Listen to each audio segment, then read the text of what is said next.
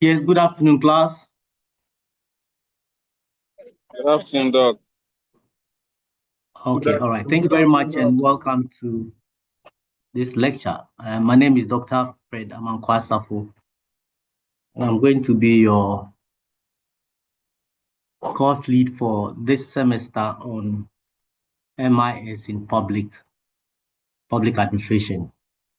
Who is the course rep? I'm here, Doc. Evans, right? Yes, please. Okay. What's the class size? I think together with the January intake, we are close to 32. We are 32 and only 11 of us are here. Are they aware that there's going to be a lecture today? Yes, please. And we have only 11 of us here. Okay.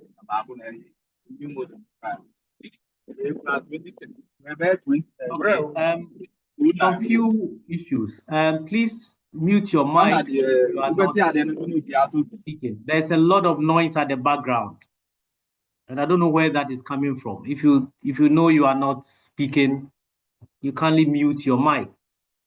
And I'll also request that we are here with our full name as it appears in our admission letter. So please, if you are here with your first name, Isaac, iPhone, anything else that is not your official name, you may have to kindly change your name so that we'll know who is here and who is not here. Okay, so before we commence, can somebody propose for the start of the lecture?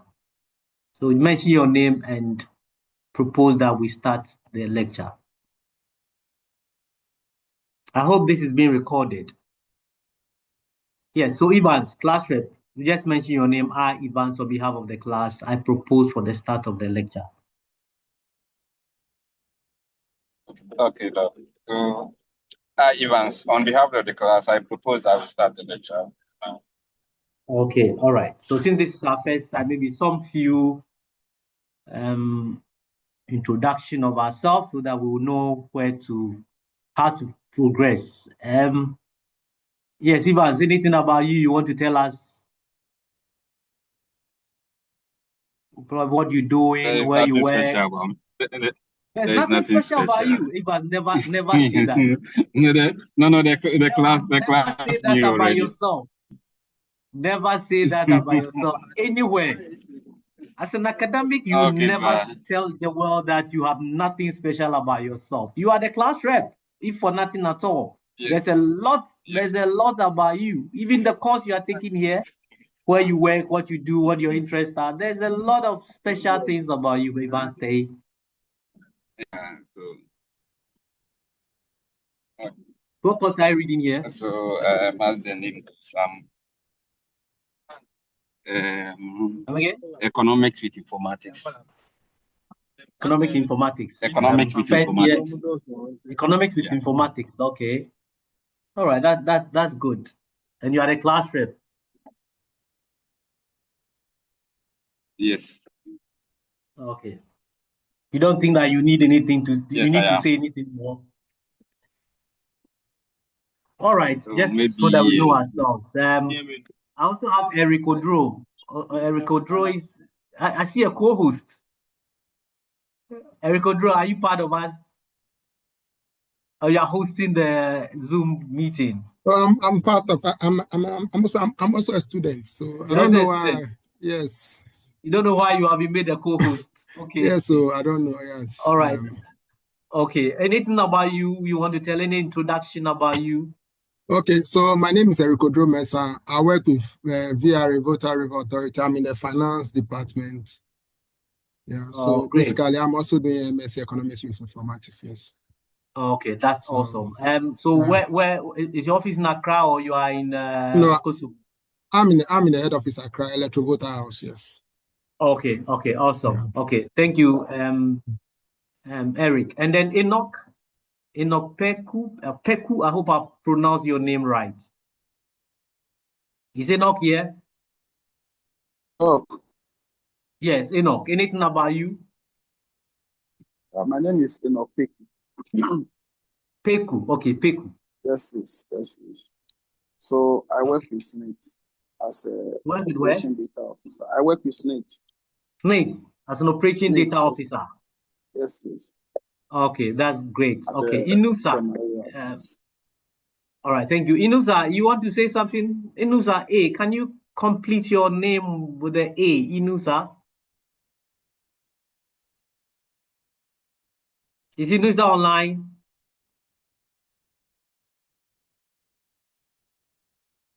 Okay, so let's have Isaac. Isaac Jikunu. I hope I pronounced your name right. Isaac. Yes, it's Isaac Jikunu. Jikunu, okay. Yes, so I'm with UBA. I'm with the UPA is United Bank for Africa. okay, all right. Yeah, and I'm in the treasury operations team. Okay. All right. Thank you very much, Isaac. Inusa, you still have not responded. Isaac Kofi Atiga. Is Kofi here? I'm Is here. Kofi I'm here? here, Doc. Yes. Okay, Yes, Kofi, anything about you? Yeah. I work with the Ministry of Finance. Sure, finance. Okay. Yeah, at the Public Debt Management Office. I'm an assistant budget analyst. Okay, public debt office. Yes. Okay. Enoch is spoken. Isaac is entry. James entry. You want to say? Want to introduce yourself? Yes, James. Yeah, my name is James Entry. Commonly known as I am on social media. You are known as what? I am. You are. Oh, I am. Okay. So you are. Yes. Okay. All right. I am. Yeah, When I say am. I am, I go to the Bible and I'm looking for God. Okay. I am that I am. Okay, James, where do you work? GS. I work with GS. Yes. Yeah. Are you in class or you are in the office? I'm in class. Where? At Suhum. Suhum. Yeah, senior Hey, high. you want to change you want to change Suhum to Suhum. Hey, Abrofa Bemua how? Yeah. Our own Suhum to you want to change it to Suhum. Hey James, okay. So what do you teach at Suhum Tech? No, there is a school at Anum. Anum. Yeah. Oh, you're in Ghana here. You are talking to Anum, and yeah, Anum is on the Kofrodia Road, right? Or where?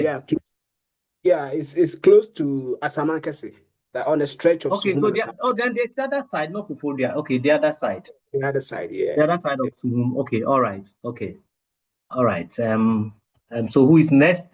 Joseph Kenanti or Nanti. Joseph, Yeah. is Joseph here? Yes, Joseph. Joseph Kenanti. Kenanti. Okay. My name is Joseph Kenanti.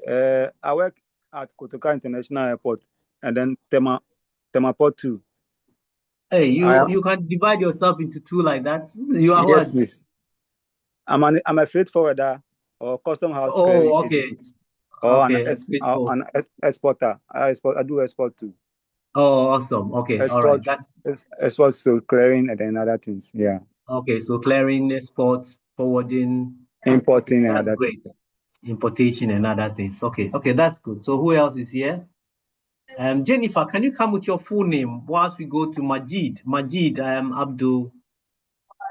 We'll pick it up right now. Jennifer, can you come with your full name? Majid, you want to say something about you? Yes, Doc. My name is Majid Abdelwadud Pantiai. I work with the National Intelligence Bureau, Takrady. National Intelligence Bureau, Takrady. Okay. Okay. All right. Thank you very much. We'll talk behind the scene after we are done. Matthew Sosu. Yes, sir. Okay, Sosi rather. Yes, sir. Yes, sir. So okay. my name is Matthew Sosi.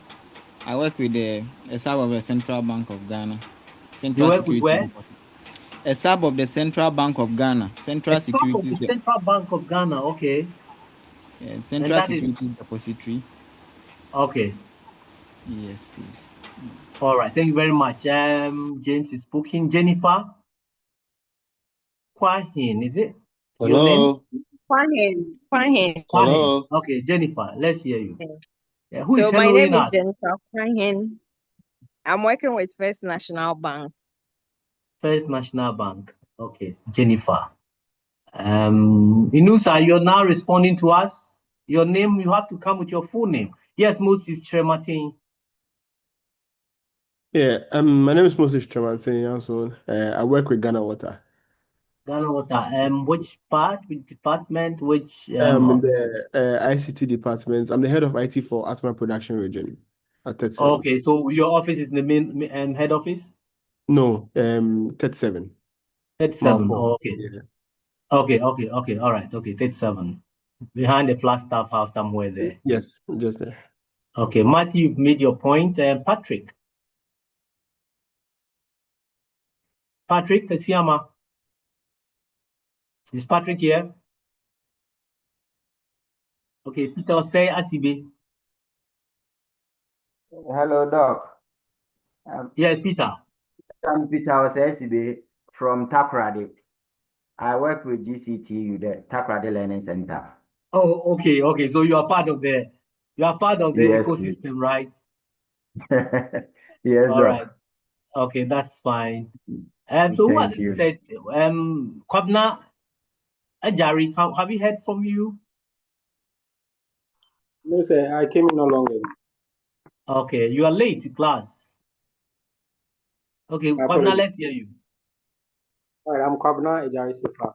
I work with EB Assessment and Educational Consultant. You work with where? EB Assessment Limited. It's an educational consultant. EB Assessment, and that's the full name of? Yes, that's the full name of the company. All right. I didn't hear you well, but I hope we'll get on. Okay, thank you very much for coming. I understand we are about 30. We should be about 30 in the class from our class rep, and only 20 of us are here. I think at this time we have a quorum to start. Anyway, here we don't need a quorum. If we start at 2, we start. So you have to be here at 2. It's not 2:05. So by 2:05 you should be logging in. Don't come in when the class is started, because at a point in time we may have to take some decisions. Okay, so today is our first day. Like I said before, my name is Dr. Amankwah Sarfo. I'm in the Department of Information Systems and the Faculty of Computing and Information System. I'm the head of Department of IS, and I'm glad that I have opportunity to share my knowledge with you. Since this is an online class most of the time, and the number of meetings we are going to have is quite really not that much. So we need to, it's a crash program, I think. We need to work together, work assiduously together. I'm not sure why it's not, I'm trying to share my document. It's not coming. What's going on? Where? Here. And then share. Still not coming. Do you see the course outline? Do you see it being shared? Yeah, your screen is up. The screen is up? Yeah. And I can't see that it is the up. First, we can see the first page. What is on it? So I've shared already then. What? Yes.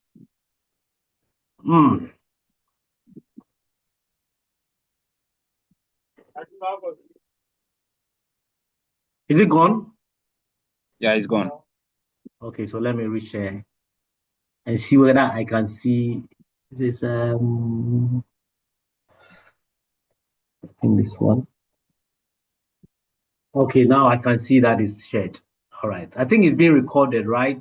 I'm not sure I can record it because I'm not a host on this. All right, so this is so this is your second semester, right? This is your second session for the June intake. For the June intake, okay, second session for the June intake. So all this information we are aware already. First semester for January intake. First semester for January intake, and then second semester for June intake. For June intake. Okay. All right. Okay. So I think we're going to have a 5-week intensive lectures. This is my email and that's my phone number. My office is within the Faculty of Computing and Information Systems. So if you want to reach out to me, Information Systems, and this is our course outline. And from GTEC's accreditation document, we have a call description, a call descriptor. So this is a call that is expected to explore the role of information systems in public organizations. And I must say that my class is interactive. So if you come to the class, you have to speak. If you come for, how many hours do you have? 3 hours, from 2 to 6, so about 4 hours. If you come and you don't say anything, it means you really didn't come. So we're going to focus on how these systems support organizational decision making. So all the thing we are doing, the most important thing is at the end of the day, we need to take decisions. It has to also help improve efficiency within our organizations and enhance our service delivery. So we expect that at the end of it all, we'll examine how to design, how to implement, and how to manage MIS within the public sector. So we'll also be looking at some challenges. No matter how good we will look at MIS, there are some challenges. And then there will be some best practices that are associated with the use of MIS, Management Information System. And the course is going to combine theoretical frameworks with some practical applications. We are going to emphasize on some case studies. So every time we come to lecture, maybe today, yes, fine, but you come to lecture, you must have a case study. There are a lot of case studies in Ghana. Wherever you are in your workplace, you have to come with something that is happening that we can look at real world scenarios so that we can use it to explain some key concepts that are required. So our course objective at the end of this course, we expect that we can understand the fundamental concepts and components of information systems. So that's the first point. You need to understand what at all is information systems and then management information systems. What is a system? What is an information? We also would analyze the role of MIS that can support decision making. Remember, the call descriptor says that all this we are doing is to help managers, to help organizations to make decisions and improve organizational performance within the public administration space. So we'll be exploring design, implementation, and managing of MIS in the public sector, challenges and opportunities that are associated with MIS in public administration and public organization. And then we'll have to evaluate some case studies and common pitfalls that organizations encounter while they attempt to implement management information systems. We're going to have our mode of delivery. We're going to have online lessons most of the time. Understand we'll have only one in person just before the final examination. We'll have one. So most of our lectures will be in person. Yes, even online, we'll look at having to have some seminars. So we'll have a debate, we'll come with some questions, some scenarios, and then we'll group ourselves and then discuss it as a seminar. We'll also be looking at some case studies I mentioned earlier, and then there'll be group discussion. And we'll have problem-based learning, and then there'll be presentations. We'll have group presentation as we go along.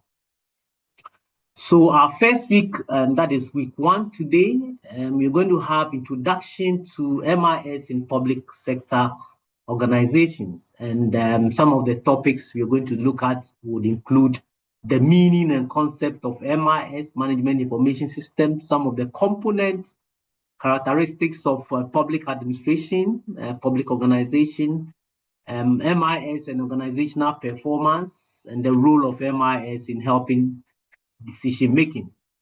Then what is the importance, the strategic importance of MIS in government institutions? Like I said before, my class is always interactive. So we are always going to talk. It's not going to be one side. So be ready to speak. And we can have interactive lecture, case study analysis of public institutions in Ghana. We expect that we should be able to explain after we are done. We'll be able to explain the concept, identify the components, and discuss the role of MIS in organizations. So when we know how to prove that we know, every week there will be an assignment. So after we are done, you have an assignment and you have to submit the assignment by Friday. Next week, week 2, we are looking at information system design and development. And this is not an IT course. So we are not going to go into details, but we need to understand what is meant when an IT people come to say that they are designing or developing an information system. So system development life cycle, what is requirement analysis, and system design methodology that are used, feasibility studies and user-centered system development, and some challenges in public sector system development. So we'll look at some group. So we are going to form groups after knowing the number of, after confirming the number that we have here. We'll group ourselves maybe 3 or 5 thereabouts. So we have group discussions on practical demonstration of analysis and government ICT projects. So we'll have to look at some government ICT projects and then see how we will be able to digest and analyze them to suit our objective. So when we are done, we should be able to analyze information system development processes and evaluate public system design approaches. And then after that, we'll have an individual assignment as well. In week 3, now we understand the MIS. We have designed and developed it. So the next point is how do we implement it? So implementation of MIS and data management systems, MIS implementation strategies, change management in public sector administrations, especially when it comes to IT and IS. Then data management concepts, data systems in government institutions, and then the quality and integrity of data that is within the government sector, decision support system, and then reporting tools. We'll have some practical exercises. If we were here, we'll have the database tools. We'll be using some spreadsheets and problem solving learning materials. So at the end of it all, we should be able to evaluate MIS implementation strategies and apply data management principles in public organization. After week 3, we'll have an assignment, because you need to tell the world, you need to tell us that you have really understood what we're taught. So that will be week 3. Week 4 will be, now that we have implemented it, now we look into the security issues. There are several security implications when it comes to management information systems. So information security, data and e-government system security, information security principles, what are they? Cyber security threats in public institutions, data privacy and protection. There are legal and ethical issues in information systems. We'll look at e-government concept and digital public service delivery systems. We also have some case studies on cybersecurity incidents and e-government systems. At the end of it, we have to expect that you should be able to identify security risk. You should be able to explain privacy issues and evaluate e-government initiatives. There are a number of e-government initiatives in Ghana. We don't need to go outside the country to get most of these things understood. Week 5 will be performance measurements. We are looking at emerging trends and also case studies. So we realize that this is more of case study, practical application and understanding of what we are learning. So now we have the security. We need to now evaluate. So MIS evaluation, we need to monitor and assess the frameworks. We need to look at the emerging trends in MIS. Technology is running very fast. And of course, now artificial intelligence and big data is also in vogue, and therefore we need to understand how it affects governance systems. Cloud computing in the public sector will also have to look at. These days, you can't do anything without going into cloud computing. And then we'll look at some real world MIS case studies and then project presentation. That will come from you, because wherever you are working, there should be MIS. If there are no MIS, it's also very good. You will need to come and tell us how you can implement MIS and monitor MIS within the organization. So that will be, I think that will be the first time we'll have a face-to-face, and that will be the project or student presentation. So on the day, we are going to have group presentation. We'll discuss that in detail, where we are going to look at policy analysis and case study evaluation of what we have done throughout the session.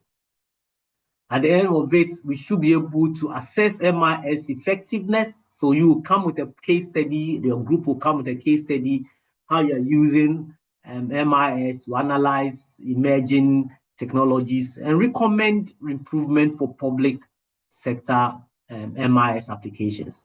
So this is what we'll be doing for the next 5 weeks or so. Is it 5 weeks or 6 weeks? I think 5 weeks, okay.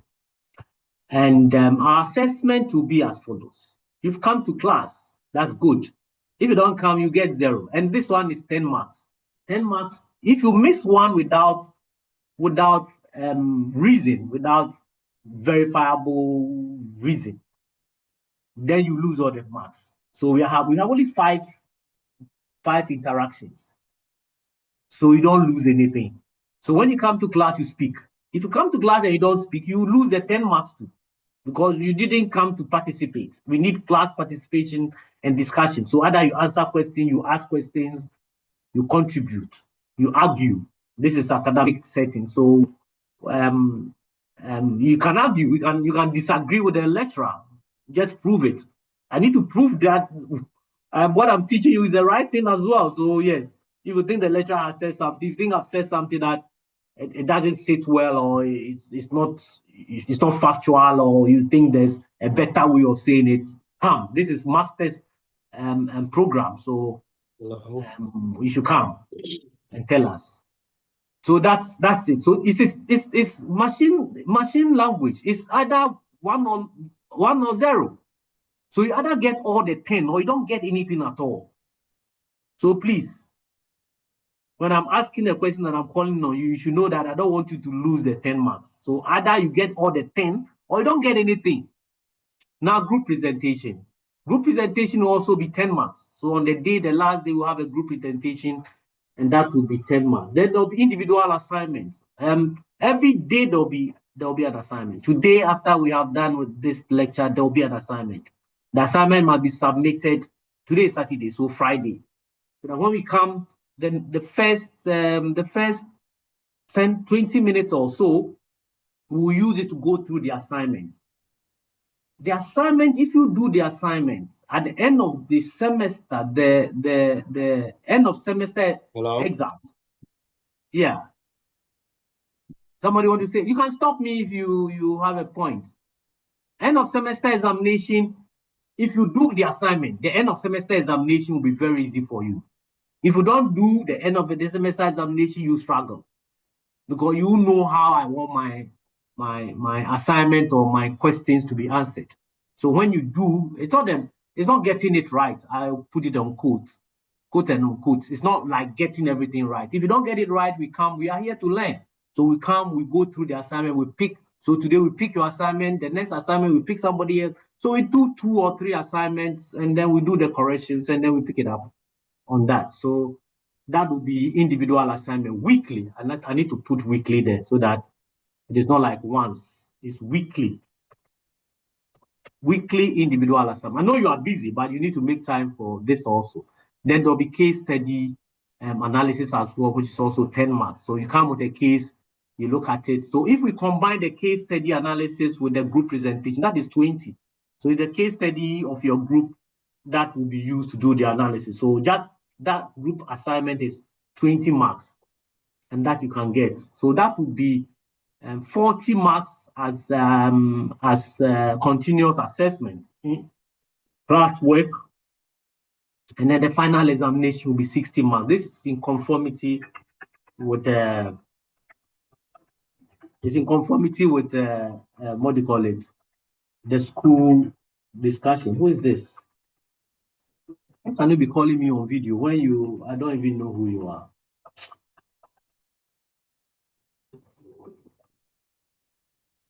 Okay, sorry about that. All right. So yeah, that's it. And these are some of the resources, our references, logging and loading. If you can get that management information system, managing the digital firm. If I can also get a Pearson and Sanders 2024. So these are our references. If you have any of these things, you should be fine.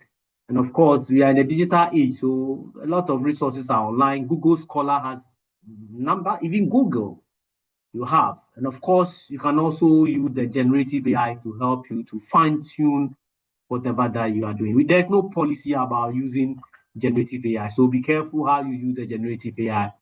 We'll be running the test. When you have an assignment and you go to generative AI and use it, we also run the test to see whether you copy it. If you copy it, you need to find a way of making sure that it doesn't get flagged. And every assignment must also go through the Turnitin, because the school requires us that we don't have to copy more than 20% of the work we do. Academia is building on what others have done. So picking somebody's information is not a problem. The problem is, one, you need to acknowledge that you have picked from him or her.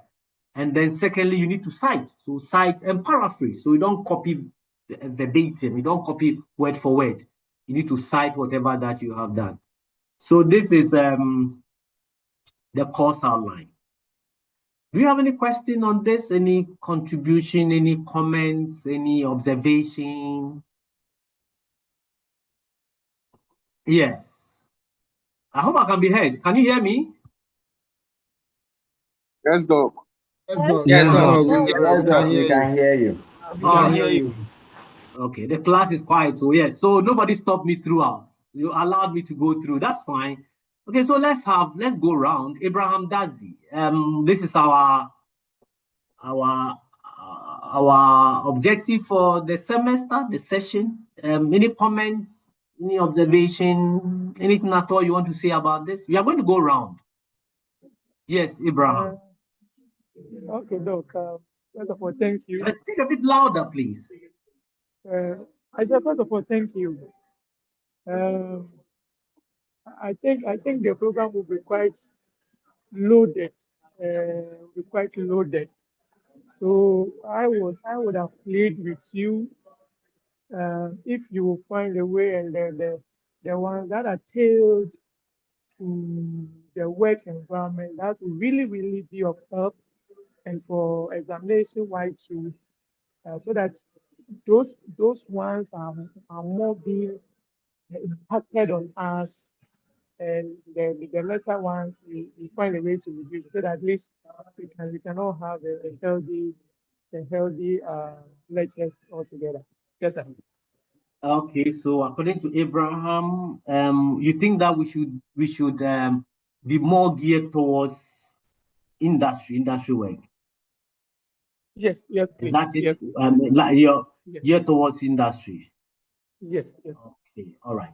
Okay, we'll do that, but because we are looking for academic certificate also, so yes, we can't go away. We can't take the theoretical aspects of it from what we are doing. But because you see, a lot of the issue about case studies is because of exactly what you said, that we are doing that. So I have acknowledged that.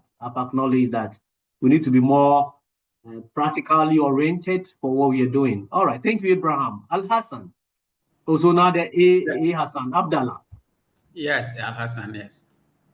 Doc, please. I think to add to what Abraham said, one of the things I've observed is that the assignments will be so much, especially the individual, which is supposed to be weekly. Considering the fact that we are doing this in a matter of 4 to 5 weeks, and we are doing about 3 programs, so 2 others plus this one. And also unfortunately, we are workers as well. Hey, you are workers and it's unfortunate. People are praying to get work. Yeah, I understand. But then it's not unfortunate the at all. environment we are now. We are looking to go to school at the same time working. So if it's possible, you could do something about the weekly individual assignment. Otherwise, we will be pushed into, skipping some which will go against us because of the way our schedules are as workers and also as students. Thank you very much. Okay, so weekly assignments should be looked at. Okay, I'll look at it. Let's see. Next one is who? Anthony Adama. Abdallah, I'm not sure that you introduced yourself when we were going around. You were not here, right? Yes, Doc. I am Al Hassan ibn Abdallah. Where do you work? What do you do? What's your claim? I work at Tema Oil Refinery in the Internal Audit Division. Tema Oil Refinery Internal Audit. Okay. Yeah. All right. Abraham has made a point. Anthony Adamajo. I hope that's the right pronunciation. Yes, it's correct. All right, Anthony. Is that your background? You are in class, and that's your background? Please. Yes, I'm actually on transit. I'm an emergency journey. I'm from the region, a teacher and a politician as well. So combining the two with class and a politician. A teacher and a politician as well. Okay. And so you are in transit and you doing them together. You are doing what? So. Yes, I came for a meeting in Accra. I'm now on my own, so I have to join the class. I see. All right. So what do you have to say about this course outline? Yes, of course, I'm expecting the best. It will help us. Probably some of us are going to switch organization after passing from this program. So it's going to help us. You want to move away from teaching and being a politician? Yes, I would have to do some other job, but not teach. So you are telling us that for us teachers, yeah, we should also be finding something to do. When you come next time, you get anybody to teach you. When all of us are changing jobs. The way you are changing jobs, you are a politician and changing jobs. So you want the teachers to also go. Okay, we hear you. We've taken note of your concern. We've taken note of your concern. Very well. All right. Abraham has made a point. Adnan.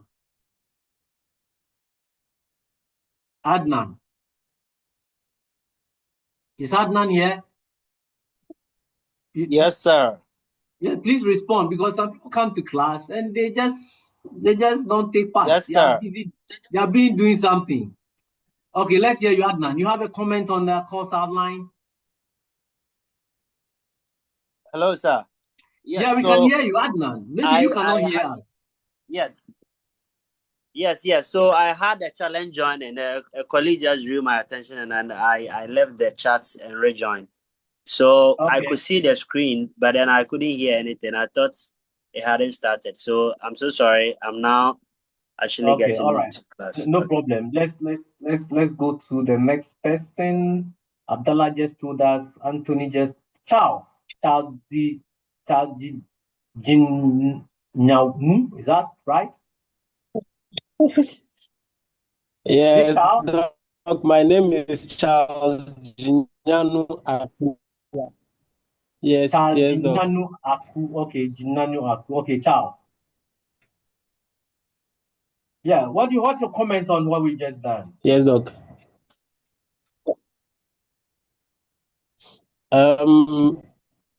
I joined very late, but I think I saw the last part of the course outline. I would like to find out concerning the structure of our course. How is the seminar going to be like? In which form is it going to be? Online something, or we have to be physically present? I'm not sure. Okay, I'm not sure why you are breaking like that. Is it because of your network or that's how you speak? Hello, all right, so let me address that. Let me address that concern. Yes, it's going to be online. Hello? From yeah, we can hear you. Can you hear me? Can you hear? Yeah, I think it's my network. I've been Yes, facing so network we can challenges. hear. Okay, so because your even your presentation was dragging. All right, so Yes, we're going Doc. to have everything online. Everything will be Yes, Doc, I online. can So after, a seminar is when participants are discussing something. So we put a topic down and then we'll be discussing. So we have 2 hours, we have 4 hours straight. If we don't take time, we'll be either we are all tired or we are all. So we need to find a way of getting everybody involved. So yes, it will be online. The only time we have in person is the last time, our last lecture, where we'll come and do. We'll use 2 hours for presentation, and then we'll use some 1 hour to discuss the examination, and then any question that may follow. So that is what is going to happen. So even the seminar will be online. The seminar is not. Don't pick it too much. It's just going to be something simple for us to show that we are participating. I don't want to leave anybody behind. We all have to participate, actively participate. So you cannot come to my class and not take part. So the seminar is another platform for you to show that you have been in class, so that your 10 marks will not go away. Because you can come to class every day. If you don't do anything, you won't get the marks. That I have to tell you. You get 10 or you get 0. Machine language is either 1 or 0. So come every day, and every day when you come, take part. If you don't take part, it means that you don't need a mark. And it is good. If you don't need it, a few people will get A, and then we are good to go. Okay, thank you. Bismarck, can you come with your full name, please? And then we have David Brown. David, is David here? Okay. Debbie, is it Debbie Q? Debbie, can you come with your full name, please? Please let me hear that full name, because that is their only claim to fame. Otherwise, we won't know that you were in class. All right. So Charles just told us David is not responding. Ebenezer Forson. Ebenezer Forson, are you here? Okay. I think we heard about yes, enough Doc. already. Doc, please, I'm here. Okay, Ebenezer, let's hear you. Unfortunately, I joined the class at the latter part, so I just got to know of I think 6 weeks, and then the grading system. I think my challenge with the grading system, Al Hassan already talked about it, in a sense that for the June intake, this is our last, I think, model that we are doing, and then most especially, we are preparing for our thesis. So if you could do something about the weekly assignments, I think we will be grateful. Yeah, that's my only challenge. Thank you. Okay. All right, that point is made. So if somebody has raised this so that we move on, that point is real, we'll look at it. So Debbie didn't say anything. Ebenezer Forson here. So if the issues have been addressed, then we don't need to. And somebody is here with iPhone. Please, the iPhone is not a name. And we are doing MIA, so we have to be careful about security issue as well. So you're being here and with the name iPhone, that is not part of our class list. So we don't know that you have come to class, which will make you lose the mark. It could also be somebody getting access to our the Zoom and then coming in to pick names and probably use it for other things. So we need to be careful. So please don't come with phone names. All right. So who wants to say anything? Now that we've gone around a bit, who wants to say anything? So this so that we can yes. What's Mustafa Adams? Is that your name? Yes, that's my name. Then let it come well because Mustafa Adams as one word. Is that the name, or you have Mustafa and Adams? It's Mustafa and Adams. Maybe I have to. We'll change it here. All right. Let's hear you, Mustafa. Yeah. Good afternoon once again, and I also joined at the latter part where I think the assessment issue was you were presenting on the assessment issue. I think I share the sentiments and concern of colleagues as far as the weekly assignments is concerned. But maybe if we can make it reading assignments which are non-scoring, just to we can make it what? Reading assignments which are not scoring. Which are not scoring. Okay, so you have brought another thing, reading assignment, which is non-scoring reading. With potential for examination, so that we are also motivated to still reach. That was one of the best. Thank you, sir. Okay, all right. We'll look at it. You've said that. I'll discuss and then we'll come back on these issues. Okay. All right. So in order not to repeat ourselves, if the point has been made, and of course you have added the reading assignment. So okay, Prisla. Bediako. Is Prisla here? Hello, Doc. Please, I'm here. Okay, Prisla, let's hear you. Doc, I think so far, most of my concerns have been shared by my other classmates. But what I would like to add to it is that if you could also add some videos, you could share some videos. I know sometimes when it comes to the ISMS, there are some short videos that can give us more insight about it. Some short courses we could do in our leisure time that is not scoring for us to appreciate some of these security issues. Yes. Okay. That's thank you. Okay, that's fine. We'll give you some videos to explain the issues. Probably when you have another version, another person tell you. We'll look at it. All right. Okay, that's fine. All right. So now let's go to. So can we move on? Can somebody move for the acceptance of this course outline? Yes, sir, I move. So I move for acceptance. So I, on behalf of the class, move for the acceptance. Hello, Doc. Hello, Doc. Yes. Please, before you move, wait. Hello, Doc. Yes, I can hear you.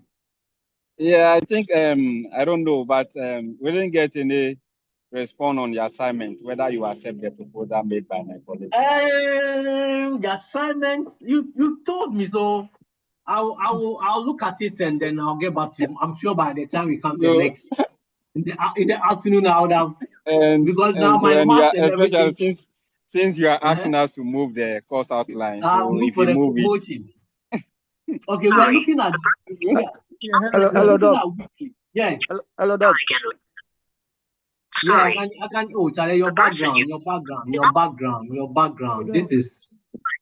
Hello, Doc. Yes. This is Joseph Kenante. I just want to ask something small. Yeah. Yeah. So, in the form of it's just in the form of a question. I want to ask if we apart from this session or apart from this after this model, if you do either a short course or certificate courses on MIS, but what I know from what I know and then from other universities, I think the MIS is a full course on its own, and then it entails a lot. So if you do short course for MIS per se, I mean, yes, after this model, I do. The school is also. We are going to bring some courses that you do the short courses, but I prepare students who would be doing international certification. So sometimes we have something we call the ITIL, then COBIT. There are some international certificates, COBIT, and then the certification that you do. So I'll prepare you to go and write that certification. You'll be in Ghana. I mean, there's an international computer lab here where you come and then you write the paper and then you get your certificate. So we do some 5 days courses, weekend crash courses to do it. Sometimes I also do for corporate organizations, corporate institutions. So the corporate will come and say, come and take our 5 or 6 or 10 workers or employees through cybersecurity issue. Yes, yes, I can give you certificates, but in order that it doesn't become just what you have done in the organization, you also have external certificate, international certificate that can also help you in you become a consultant. Now that you are here, it means that there are a lot more in future for you. So yes, we do that. Forces is also coming up with some institutions that will be running this. I'm sure by next semester we'll do it. But at a personal level too, I do consultancies for organizations when it comes to information systems development, implementation, and cybersecurity issues. Oh, okay. Okay, thank you. But today we are here. The school has given us this platform, so let's focus ourselves on the school issue. After that, we can talk about other things. All Okay, right. So yes, hello, yes, Doc. yeah. Doc, before we move, I would like to add one thing. Kindly, let us love and learn the MIS, like we trying to understand the MIS, so that it won't be like some of us, we are just learning for the examination sake. As for examination, we know that it is normally awarded. So if we can practically learn the MIS and get hold, even within this 5 weeks of mixing, you will much appreciate than the concern of the exam, because the exams, we know you are the lecturer, you are our lecturer, you too will be your student, you know what to do, but let us understand the course very well. Thank you. I so moved. Okay, all right. Thank you very much. Yes, the practical, yes. I did MIS for my master's, and MIS was a 2-year course, 2 years, 4 semesters. So it entails a lot. So yes, we'll give you enough to be able to help you to understand. But you need to work, you need to do some personal things, and if your interest is there, then like I said, there are other certification that you may want to do. Even here, we are going to have MIS, Management Information Systems, MPhil, MIS, PhD, MIS. So MIS is really, it's like somebody says, I'm coming to learn economics for 1 semester. I mean, it's you have to get the basic understanding, and then you build on it. So as much as possible, that's why there are a lot of practical case study analysis. That's why I was asking you where you work and all of that. All those things are going to inform how we progress whilst we are doing this. So as much as possible, yes, you get the foundation and then you can also build on it. I'm not sure whether we can be able to give you everything that is entailed in MIS. I did information systems up to the PhD level. So it's not something that within 5 weeks we can bring everything to bear. That will be, even now assignment that will help us to do it. We are being told that the individual assignment should be reduced. Okay, so instead of individual assignment, let's agree we'll make it bi-weekly, right? Is it okay? So instead of weekly, where is it? Instead of weekly assignment, we'll do it bi-weekly. Is it okay? Is it okay? Because now we are going to move for the acceptance of this. Should we do it bi-weekly? Yes, sir. Okay, so I was looking at 4 assignments. Now that it is bi-weekly, it means that we are going to have only 2 assignments before the end of the session. So bi-weekly is accepted, right? Yes, sir. Okay, all right. So can somebody now move? Yes, we should be going. We are almost 1 hour into the lecture, but it's okay so that we have when we start, there's no going to be turning back. Yes. What else again? Yeah, you wanted to say something. Charles, your mic is on. Peter Osesibe, your mic is on. Mustafa Adams, your mic is on. You want to say something? Otherwise, can you put your mic off and then let's move. Let's move for the acceptance of this as a true reflection of our understanding of what we are supposed to do for the semester. Who is going to move for it? And then we have somebody to second the motion. And remember that we are being recorded. So tomorrow, if something happens, oh, we agreed and we moved and it was accepted. So that, yes, Mustafa, your mic is on. You want to move for the motion to accept this?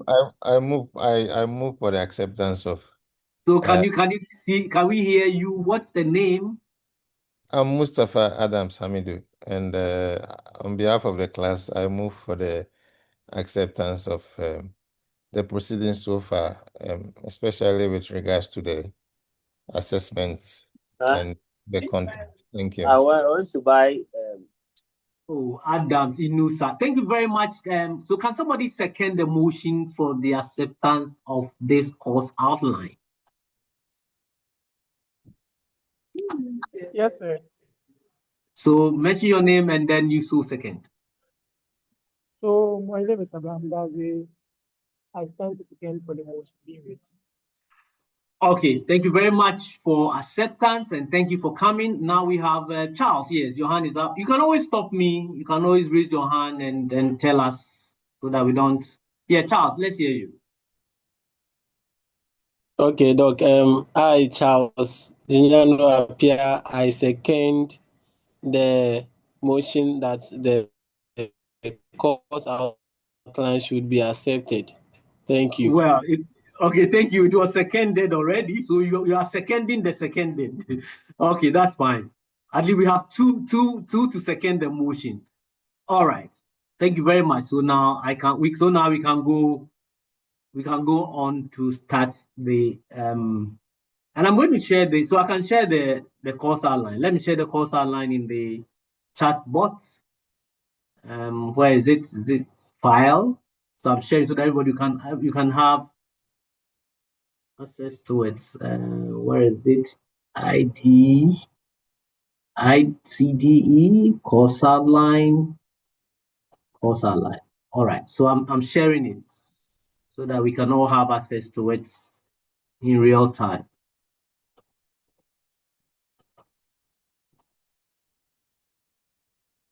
Oh.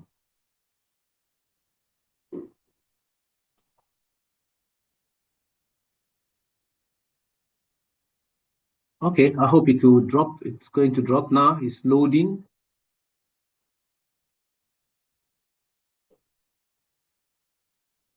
All right, so let me share the slide for today, lecture 1, MIS in public organizations.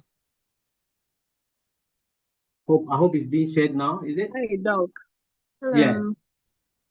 Yes, please. I wanted to bring this on board with the sharing of the resources that we would use, the learning materials on the LMS.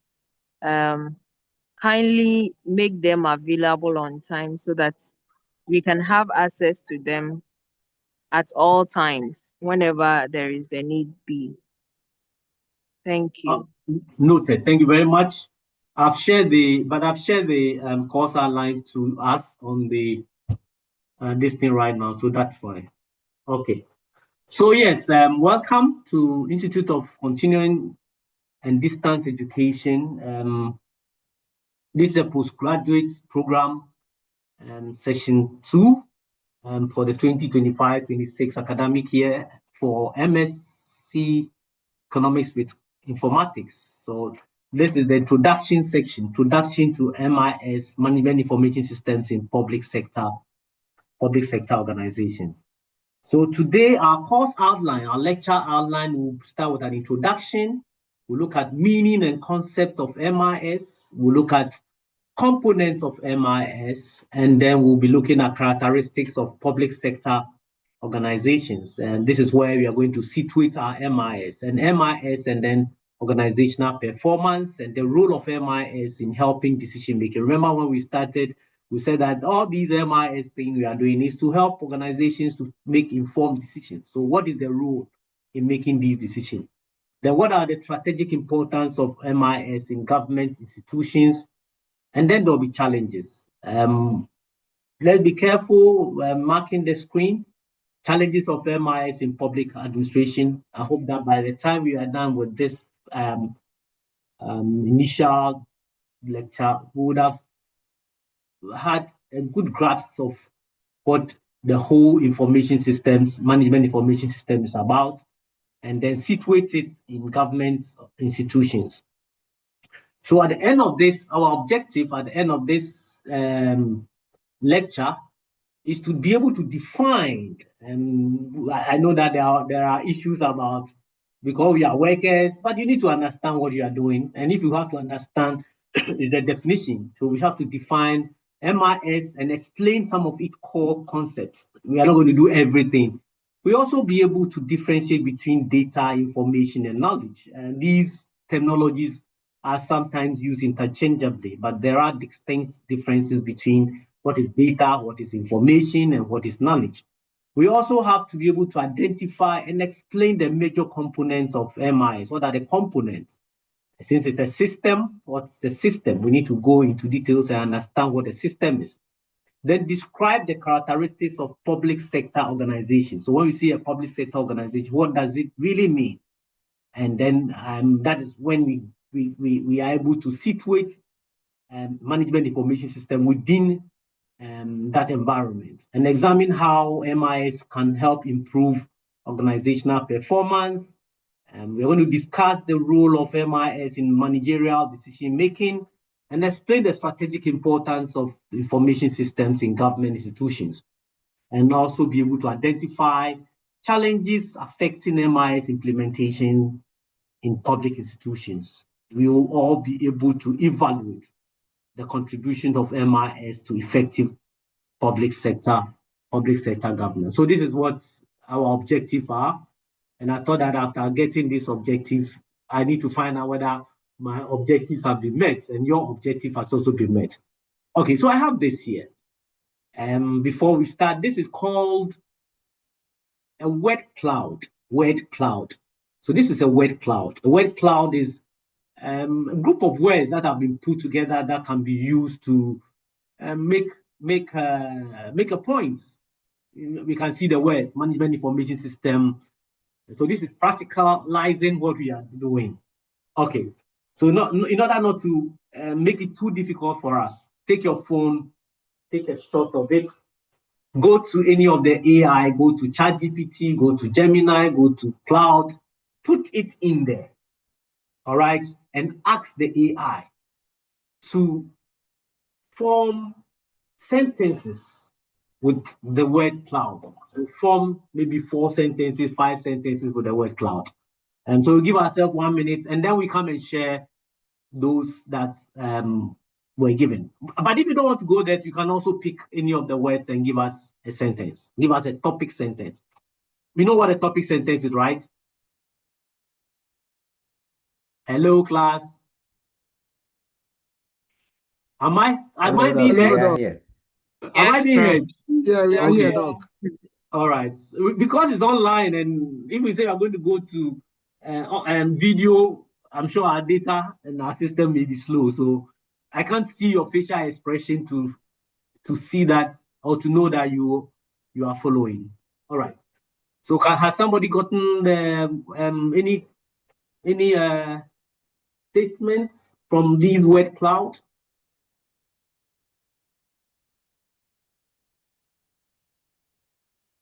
Please come again.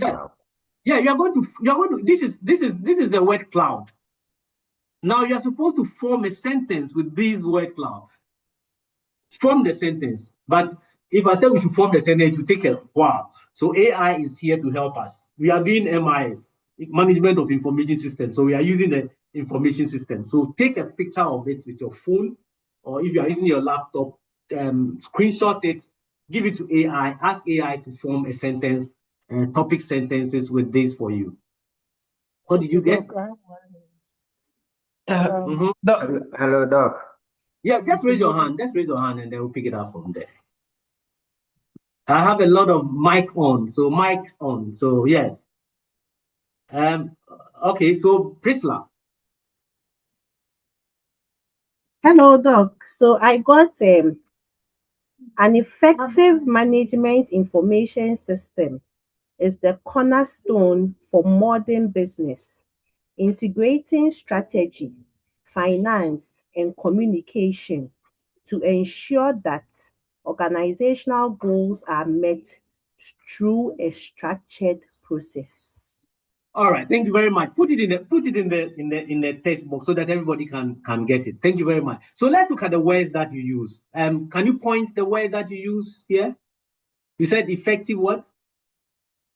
Management information system.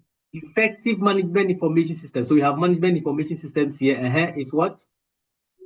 Is the cornerstone of modern business. I hope there's no cornerstone here. Is there a cornerstone in this? No, okay, so that's an business. introduction. Okay, so a cornerstone of modern business. Do we have modern business here? Okay, I see business. I see business. Yes, where's modern? Modern should be somewhere. No, there's no modern. There's no modern. Yes, okay, go ahead. So, okay. The cornerstone of modern business. Integrating strategy.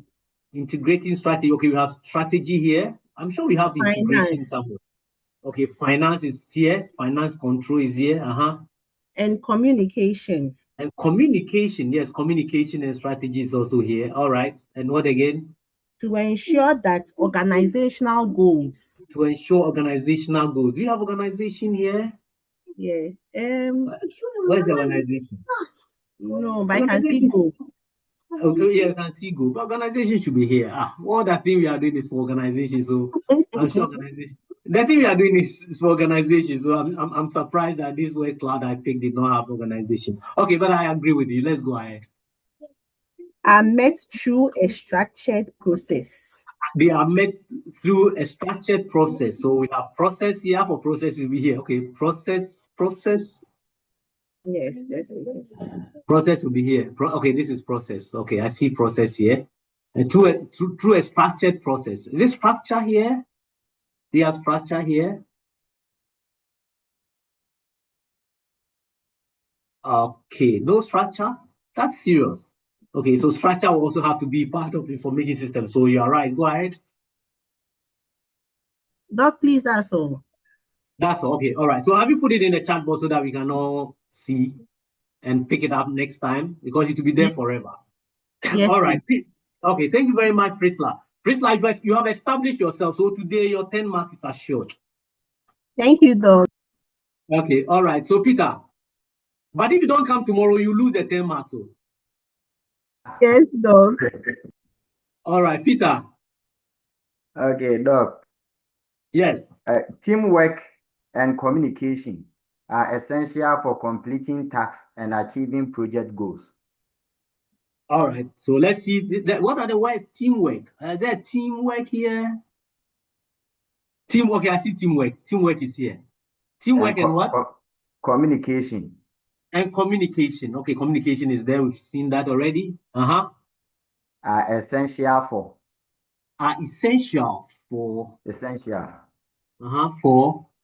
Completing task. And okay, complete. We have task here. We have completing task and what? That's all. I see goals. Okay, and achieve goals. Awesome. That's great. That's great. So put it in the chat box and then let's go. Yes, Majid, Abdul, Pain. For your last name. For your last name, I don't want to butcher it. Pantiai, yes, please. Yeah, Pantiai. Okay, all yes. Right. Okay. All right. So let's hear you. Developing a strategic plan allows a creative team to better manage potential risk.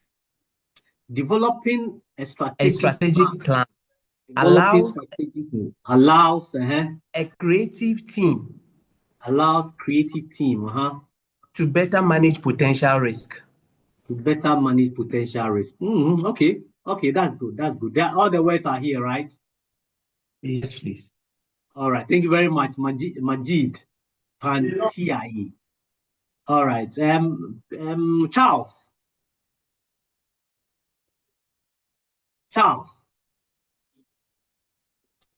Okay, Charles is not hearing. Peter Saisibe.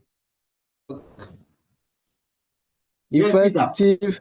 Doc, please have spoken. Effective Let's hear Osasibe since you didn't respond. Osasibe, go ahead. Charles is here. Okay. Yeah, Charles, we'll come back to you. Don't worry. Teamwork and communication. Teamwork and communication, are essential for. Are essential again as much as possible. Let's keep our. I mean, the word that have been used, we can avoid them. Okay, are essential for what? Effective management of finance. Okay, are essential for effective management of finance. Okay, all right. Management is essential though, so all right, that's fine. Okay, so Charles, let's hear you. Yes, Charles. Charles, you are still not responding to us. So, Osasibe, can you put your hand down? Effective management of a business system. Yes. Oh, we need some diversity. We need some diversity. We've gone through effective too many times. Hello, we can hear you, Charles. Hello. Charles, you're having a problem with your network, right? Charles, we can hear you. Can you hear me now? Yeah, we can hear you. We've been hearing you since.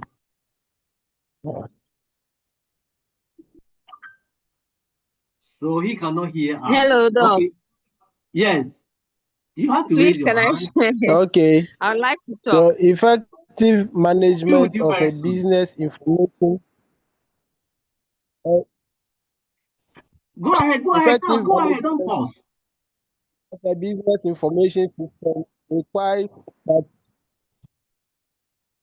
requires strategic planning, risk analysis, and clear communication to achieve project goals and financial control. Okay, to achieve project goals and financial control. Okay, all right. But the words that have been used, and when we are coming next time, we shouldn't. I'm done. Yeah, thank you very much. So post it in the chat box. Okay, all right. But if the words have been used by others, you have to reduce the use of words that have been. There are a lot of words here. All right, so that's fine. Yes, and you didn't put your hand up, so I'm not sure who is saying hello. Who is saying hello?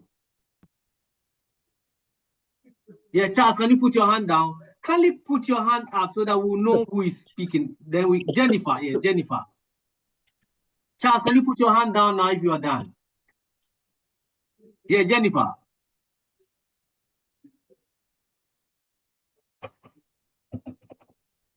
Jennifer cannot hear us. James. I can hear you. Hello, Doc. Hello, Doc. So let's hear you. Yes. Okay, so I would say an impactful business marketing mission breeds a progressive financial process. An effective. Impactful. An impactful. Okay, impactful. Yes. Marketing mission. Marketing mission. Yes. Breeds financial progress. Are you trying to do it yourself? If you go to AI will give you the whole thing, so don't struggle. Financial progress in what? In achieving objective, right? Yes, please. Okay, that's fine. All right, thank you, Jennifer. James. Okay, manage creative digital business checklist on team goals. Manage creative digital business checklist on team goals. On team goals. Yeah. Oh, there's a word. Your sentence must be complete. It has to have all the components of a sentence. So it is hanging. It's true, but it's hanging. Can you complete it? I'll come to that. Mustafa, I thought you have made your point already. Let's have others come in. Or yes, Esther Jenny. Okay, management requires a clear plan and a digital checklist to maintain control over budget tasks, risk assessment, and time analysis. So this one contains all the components of a sentence. The component of a sentence, there must be a verb, there must be an adverb, there must be all the, the components of a sentence. That's all. So that just reading the sentence can convey a meaning. I don't like to be hanging. All right, Joseph, I think we can move on now. I think we know what we are doing. Joseph, let's have Joseph and then we move on. Al-Hassan, Abdallah, and James will come back to you. Yeah, Joseph, Kanante.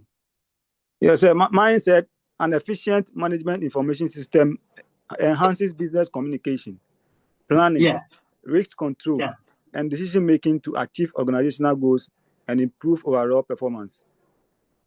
Okay, very good. So now we know this is a word map. There's also a mind map. This is a word map. You can have this, and then this is also to tease us into doing what we are expected to do.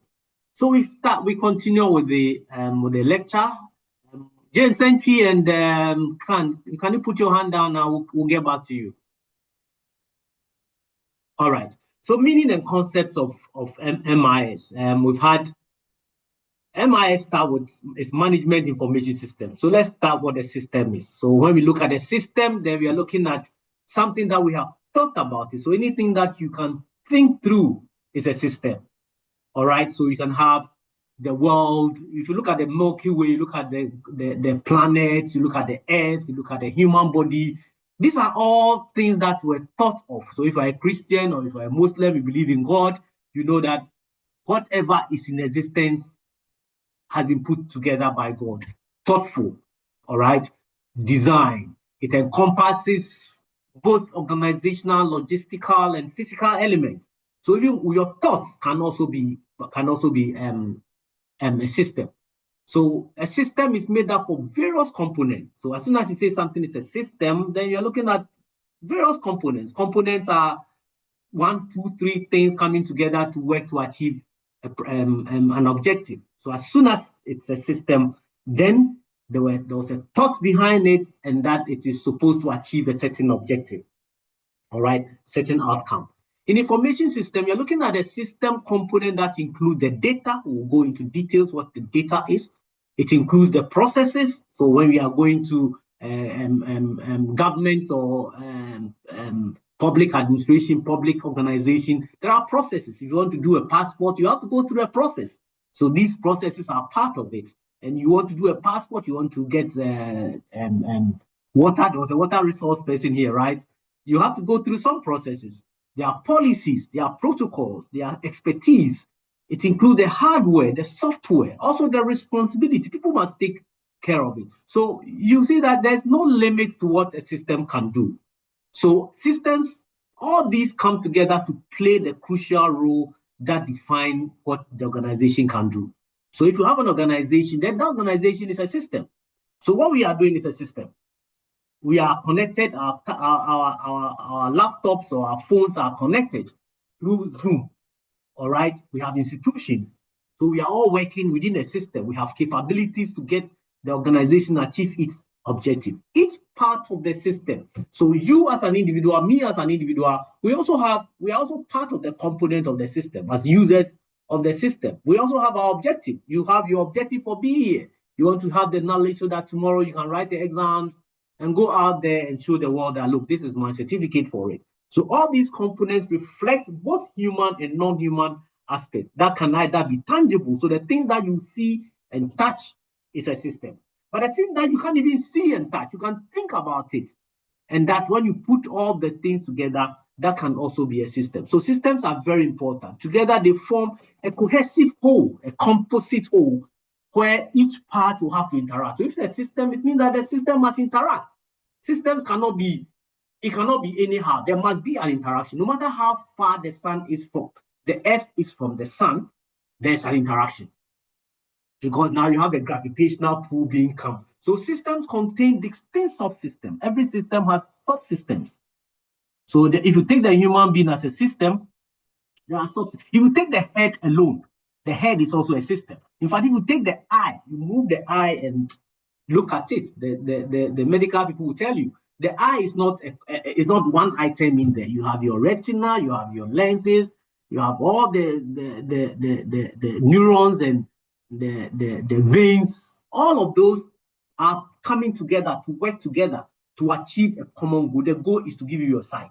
So is your hand, so is your leg, so is your esophagus and all of that. So taking the human being, you see that there are several subsystems. So these subsystems help to facilitate a more focused interaction of the entire component. And that can be tailored for specific purpose. So if you take the human being, your hand would, what the hand will do, the leg will not do. What the eye will do, the nose will not do. So every system has subsystems that come together to perform. So these subsystems are performing specific functions. So systems are interconnected. They are interconnected, meaning that they are not in isolation. They are not living alone. Systems are not living alone. They come together so that their functionalities can reach every aspect of it. All right. So system is a group of interacting or interrelated elements acting together, using a set of rules to form a unified and functioning whole. So if it's a system, there must be rules. There must be rules of it. You cannot be a human being and you want to eat sun. All right, you go to the beach and you just start taking the sun and eating it. It's not possible, no matter how you want to try. So there are rules. You have to inject or you have to digest food. So this is a rule. It might not have been written down, but for a system to work, it has to obey some rules. A system must also be structured. If it is not structured, then it's not a system. So you go to the forest and you see that everything is structured. You cannot have the leaves, the tree, and then the leaf, the roots are up and then the leaves are rather down. It's not possible. So there's a structure. There's a purpose. Every system has a purpose. So once you have your fridge, your television, these are all systems, and they have a particular purpose that they form. And systems will have boundaries. There's no system that is boundaryless. Every system has a boundary. It is within a particular system. So even the Earth, the Earth is also part of a global or the Milky Way. It's also part of a system. There's a boundary to which, and it takes all these inputs to produce output. Every system will take an input to produce output. So when we go further, you see the system life cycle, where you have input, process, and output. Every system will have an input. So if your eye is the one to see, what is it inputting it? It is the sight. You're looking at something that must be recorded. It must be processed before it can give you what you see. So every system has an input. It's a structure, input, process, and every system is within a larger system. Every system is within a larger system. So this is the various components of it. So if you have a system, it must have interaction. A system consists of interrelated, interconnected subsystems. These systems must work together for the system to achieve its objective. If any part of the system, the component of the system fail, the whole system cannot work. So you have a car. A car is a system. All right. The tire, even the tire proper is big. Something small in the car. Maybe the key. The key is also part of the system. It's also a component of it. If you don't have the key, the car cannot go. All right. You have 4 tires. If one tire is not working, the whole car cannot move. If the same thing to a human being. If your finger is cut this morning, I'm not sure you'll be here. You rush the whole body, the whole system to the hospital. All right. So there are several systems. The human body is a system. The computer network is a system. The computer itself is a system. Our fridges, our microwave. So systems are everywhere. There are several types of systems. You can have physical systems that can be touched, that can be seen. But you can also have an abstract or conceptual system that can also be open and closed depending on the environment. So physical, computers, abstract, software models, these are all systems. Every system has a purpose. So you organize systems into elements to achieve defined objective, like the word map that we said, to achieve an objective, to achieve a mission. All right. And the system must be repeatable. Its activities must be repeatable. All right. So when you switch your television on today, the same process you use to see the television on, tomorrow you do similar. So systems exist not in nature. There are systems technical, there are systems social, there are systems. So when you come to Ghana, we have our own way of doing it. Even the way we name our children, the way we worship, the way we interact, our what do you call this? Our roads, our laws, our parliament, our governance system. All these things are systems. So systems is really, really everywhere we turn ourselves. All right. There are 4 characteristics of a system. Every system must have a clear purpose. If the system doesn't have if you have a system without a purpose, then it is not a system. A system must have a purpose. A system must be accountable because there are laws and rules. So the system must be accountable. We are moving towards MIS in public administration. So public administration, one of the key issues about public administration is accountability. So a system must be accountable. A system must be documented. There's no way that you have a system that is not documented. Every system must be documented so that tomorrow somebody can pick that document and follow the steps and achieve the same objective that you achieve. So it is documented. That's why when you buy any gadgets, they give you a manual. So this manual has documents. You buy a car, you buy a fridge, you buy a television set, you buy a phone. These days you don't have a physical documentation. You can have a software as well. It is still documentation. And the system must act repeatedly. Repeatability, meaning that if my eye should see, anytime I open my eye, it should see. If my eye is not seeing, then it doesn't achieve its purpose. Then something is wrong. If that thing is wrong, we can't achieve the purpose because we cannot repeat. We cannot repeat it. So these are the characteristics of a system. Any question? Any question to this point? Any additions, subtractions, observations? Bismarck, I still have not heard you. I'm sure he just came online and went away. He's not taking part. Any question, any addition? Grace, you are here with your first name. Grace, can you add your full name? Grace, do you have a question? Any question, any contribution, any observation? Or can we go on? Are we all right? Can we go on? Hey, somebody must respond though. Otherwise, I think I'm speaking to yes, the... Dog. Yes, Dog. Proceed, please. All right. Okay. Let me hear you when I ask a question so that it doesn't sound as if I'm talking to my computer alone. Okay. So we've come to we have established what systems are. There are more definitions, more explanation, but basically this is what it is. Now we talk about management. Management, and at this level, we need to understand every word that is used because we are in academia. So we need to understand the word. So we have management and information. All right. So management is an act, the act or the activity of planning, of organizing, delegating, ensuring that you achieve your objective. But the rapid advancement of technology these days, now MIS has become indispensable. Everything that you do, you have to. Even at the personal level, we are all using MIS. We couldn't, without MIS, we wouldn't have been here. When I was doing my university education, there was no Zoom. So if you want to meet your lecturer, you need to go to the classroom.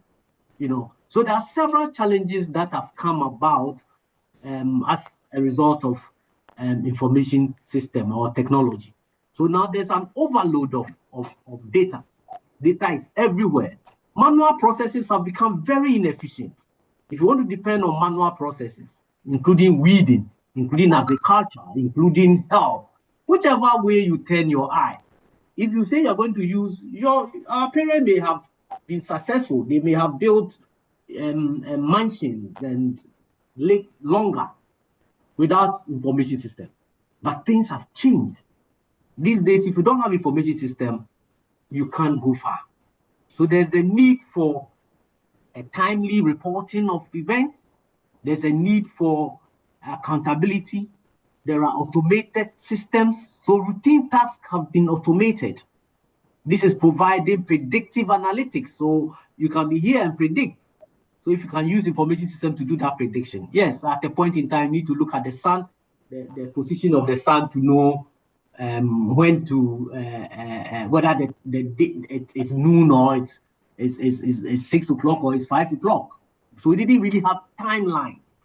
Now these days, you need to be able to, whatever you are doing, electricity company of Ghana Water, wherever you find yourself, you should look at the number of data, the population growth rates, the technology that is coming, the number of buildings that is bringing up, and then you can predict. So you give this to information systems, and the information system will help you to predict. So MI is really empowering organizations to adapt to these dynamic environments. The things are moving really fast. The rate at which everything is moving, if I want to teach you the way I was taught, then we'll be stuck because we can't move. The way I pick my notes and I said, we were writing notes. These days after that, they are giving you. The best was that you can even have handouts, and then we go to photocopy machines and go and print it. So if you are 100 students, the class rep will pick it and print it and give it to you and you pay. These days, at a click of a button, we are able to send course materials. Now we are even asked to provide videos for the courses that we are doing. There are several examples. So we have decision support system. We started by saying that MIS objective is to help management to take decisions. So there's a decision support system. That is also carrying out hypothetical scenarios to help managers to take strategic decisions. So even though the situation has not arisen, you would have to put together what-if analysis to ensure that if this situation becomes this is the decision that we have to take. And it's enhancing risk management. Whilst we are identifying the pattern of data that can now example. Analyze and change or identify from risk patterns, and then the problem we can use it. Hello, Doc. Your line is breaking. Oh, is it? Is it okay now? Yes, it's better now. All right. Okay. All right. So yes, when you look at MIS, then we now know what management is. Information is processed data, and data itself is unprocessed, or you say the simplest form of information, where it doesn't have a meaning. Data does not have a meaning. So if somebody walks into the classroom and starts speaking French, or maybe Arabic or Chinese, no matter how long the person speaks, in so long as we need an interpreter, whether physical interpretation, human being, or we have to go to generative AI and ask the AI to interpret it, then it is data. So if I tell you something that you don't understand, at that level, at its simplest level, it is data. So data is not like a number or a word or a letter. If somebody sees a Dinkra symbol, if you show a Dinkra symbol to somebody who understands, he understands it without you mentioning it. Just a picture and he understands it. When you see a chief dressed, if they are human beings, they are all wearing, they are all clothed. But if you see a chief, there are certain things that the person did not tell you that I'm a chief. You see his regalia, you see our dance. They are all data because it has to be interpreted. So data is also very vast, that can be. But MIS is putting all these together and helping information to go. So it has become a very important tool, and that is also helping to transform modern business. Modern organizations are in the transformation stage. So we are bridging the gap between business operation and computing so that we can improve decision making. It can help in efficiency and also strategic planning. So more organizations are going digital.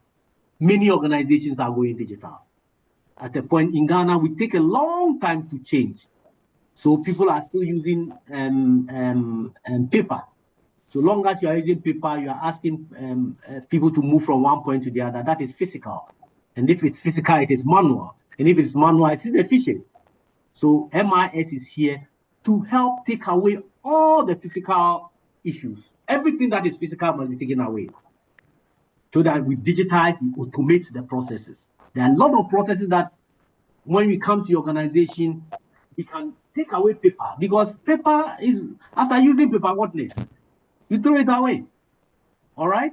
The least is to maybe crumple them and put it as, use it for other things. Maybe recycle, that's fine. But most of the time in Ghana, what do we recycle? Few of it that is recycled. So organizations must automate, and to automate means you have to digitize. The word digitize is turning paper processes into electronic processes. So there's digitization, and then there's digitalization. So the process of papers moving through electronic means, so that instead of sending you a hard copy letter, I send you an email. That is digitizing. But when it comes to the digitalization, the digitalization means that you are bringing in the human being. So it's not just the paper process that you are changing to electronic. The human being itself, the things that he has to do, is also going to be digitalized. That's how we have the port. The port in 2017, the paperless was done at the port. Paperless clearance was done at the port. Initially, you have to make photocopies of all the things that you are going to clear. We have a clearance, import clearance person here, right? Whilst you're introducing yourself, there's an import clearance officer here, right? Yes, sir. Yes, sir.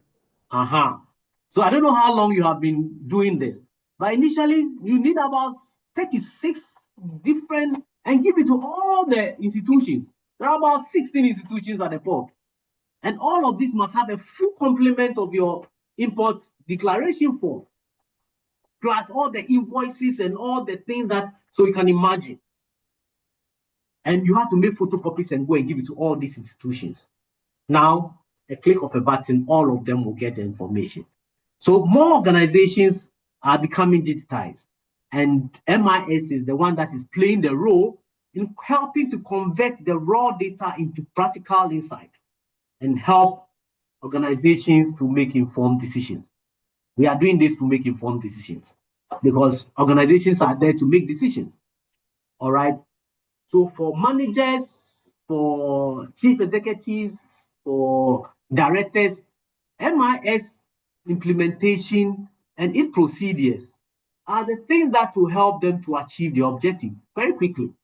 So whether it's a programmer, the file structures, the file processes, all these involve complex procedures. And we need to see how we can bring MIS into governance.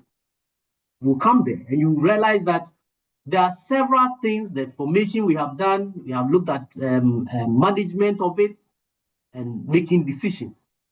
Every aspect of it. So this is more detailed into the management, how you plan, you control, you administer operations that concerns you. The top management are the ones that are planning, middle management are concentrating on how to control, and lower management is concerned with the actual administration. So we'll go into the various types of MIS. Information has been explained already, and data has also been explained. System, we've talked about system at length. So definition of information, management information system. So if you have a management information system, then it means that you plan the system, you use the system to collect data, to store data, to disseminate data in a form that information will be needed to carry out the functions of management. So management functions, we know planning, organizing, controlling, disseminating, all these functional issues of management would have to use information systems to achieve, so that you can carry out these functions and make informed decisions. Any question? I've been talking Mustafa, your mic is on. You want to say something? No, sir. Sorry about that. Kabna Jari Sifa. And who is the Savior Spark? Is that your real name? Savior Spark. You came late to class, and this name there. Nene Bochi.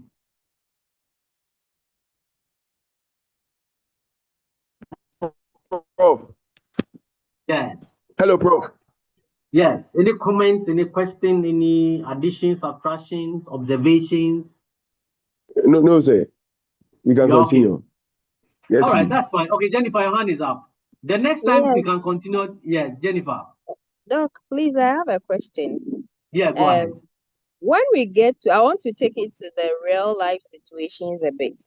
When we get into the various institutions, we realize that aside the information that are being sent across to carry out the day-to-day functions or activities of the institution, there are other informations too, though they are not so much needed or used in performing their functions, but then they are still sent across. So how do we classify this? Is it still something, an information that is needed to function or needed in performing functions of the institution, or it's a different thing we have? Okay, yeah. When it comes to data collection, you collect every data. You don't determine the type of data you want to collect. You collect every data. In institutions, there's nothing that is not important. So as soon as you enter the university, what is the food they are selling on campus? The food they are selling. Every data that you can get from the food they are selling is important, because today it may not be important to you. Tomorrow it's maybe. Somebody goes to touch food, somebody goes to take it and get food poison. All right, so you have to analyze, you have to predict, you have to listen to complaints, you have to listen to everybody. So when you go to organization, I'm not sure, as soon as the person enters the place, even the person is a beggar and enters the place, you should be able to take the data. That is why most organizations have CCTV. So the CCTVs is also part of the MIS. We are recording everything 24/7. All right, it may not be important. There may be no armed robber or thief or anything going, but you collect it, put it down. Because when you put all these together, the next time is that you are asking the information system to predict. You can now put the data together to predict, especially even if you are providing service. So everybody that comes to that organization, it may not be good. You go to the hospital, the cars in the hospital, they don't really, what are they doing? But every car that comes, you must record, because you never know when they brought an emergency case, who attended to the emergency. When an issue happens and you have to trace the data collection back to the source. So you look at everything that affects the particular individual and then do it. So at this level, we don't want to take things for granted. Data has now become like gold. Well, gold, maybe oil. Data is now the most important thing in organization. So why is all these Mark Zuckerberg, what is his name? YouTube, Facebook, why are they making so much money? The data we are giving online that we don't even think about it. You are making posting, you have shared your pictures, you have shared your idea, you have all these things they are collecting, and that is how come they are making a lot of money. All right. So every data of organization, every data is important. Then the information system will now sift through and see the one that is important for your organization. Just like the sun. The purpose of the sun is to provide light, right? So it gives light everywhere. So even where there is no on top of our ceiling, our building, who needs light there? But the sun is also there, right? And then when we go to where it rains, when it rains on the road, who is planting anything on the road? But it still rains there. So for all intents and purposes, I would suggest that don't think any data is immaterial. It may not be material to you today, but tomorrow it could be. Okay? Okay, Doc. Thank you. All right. Thank you very much for that. Okay, so we can move on. We are supposed to break at, is it 4? We're supposed to break at 4 and continue at 4:30, right? Hello, somebody talk to me. Yes.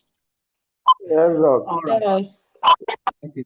So now that we've gone through the initial discussion, the definition, the explanations of the components of MIS, and even the definition, the working definition of MIS. Let's look at the components. What constitutes MIS? What constitutes the information system? So when we have information system, there are 5 main components of information system.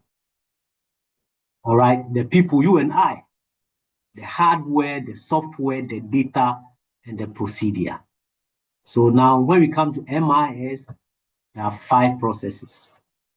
All right, the people, everybody that is involved, the users, the managers, the staff, and then also even the most critical component that is neglected. Everybody that comes into contact with the organization is part of the MIS. So MIS will not take things for granted. The hawkers, everybody that comes, you may think that this person is not part of us, but MIS will not consider that. So apart from the people, we also have the hardware, the computer, the one that you can touch and see, the physical computing devices, the servers, the workstation, our mobile devices, our IT, IoT sensors, and all these things can be touched and seen. These are the hardware. Then there are various software applications as well, operating systems, our databases, our softwares, all these are part of it. And the Microsoft that we are using, the Zoom that we are using, these are all part of it. Then the data, there are several types of data. Now you see structured and unstructured data with the organization. So structured data, if you take data of your sales, you know how many, or your water that you have sent to people's home. You need to know how many liters were used by a particular household. All these are part of it. These are data. Then there are unstructured data. When you go to have a conversation with somebody, you are just having a conversation. You are making a phone call. So all our phone calls, no matter what you think, they are being stored somewhere. This thing we are doing is also being stored somewhere.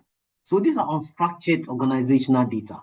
So it becomes the new oil for public administration. Every data is important. And of course, then the other thing is procedure. You know, we said that abstract things are also part of a system. Abstract procedures, you can't see procedure. You can't see. Can you see procedure? You have to kickstart using the procedure. You want to make a call. The procedure is that you have to dial. So dialing is part of it. That's a procedure. All right. So policies, our workflows, our protocols, our governance systems, all these are part of it. So even things that are not documented, undocumented things, they are all part of the procedure. Some of the procedures, nobody tells you of it, especially when it comes to a traditional setting. There are a lot of things that it's not written down, or it's not documented, but it's still a procedure. You know, nobody tells you, especially in a part where when you meet people standing or you want to greet, you start greeting from the right, isn't it? Can somebody answer me, please? Yes. So even when we go to funeral, we go to any organization, weddings, naming ceremonies. Anytime you enter, you have to greet from the right. But some people don't care. Some traditions they don't really care. But if you start from the left, you'll be prompted.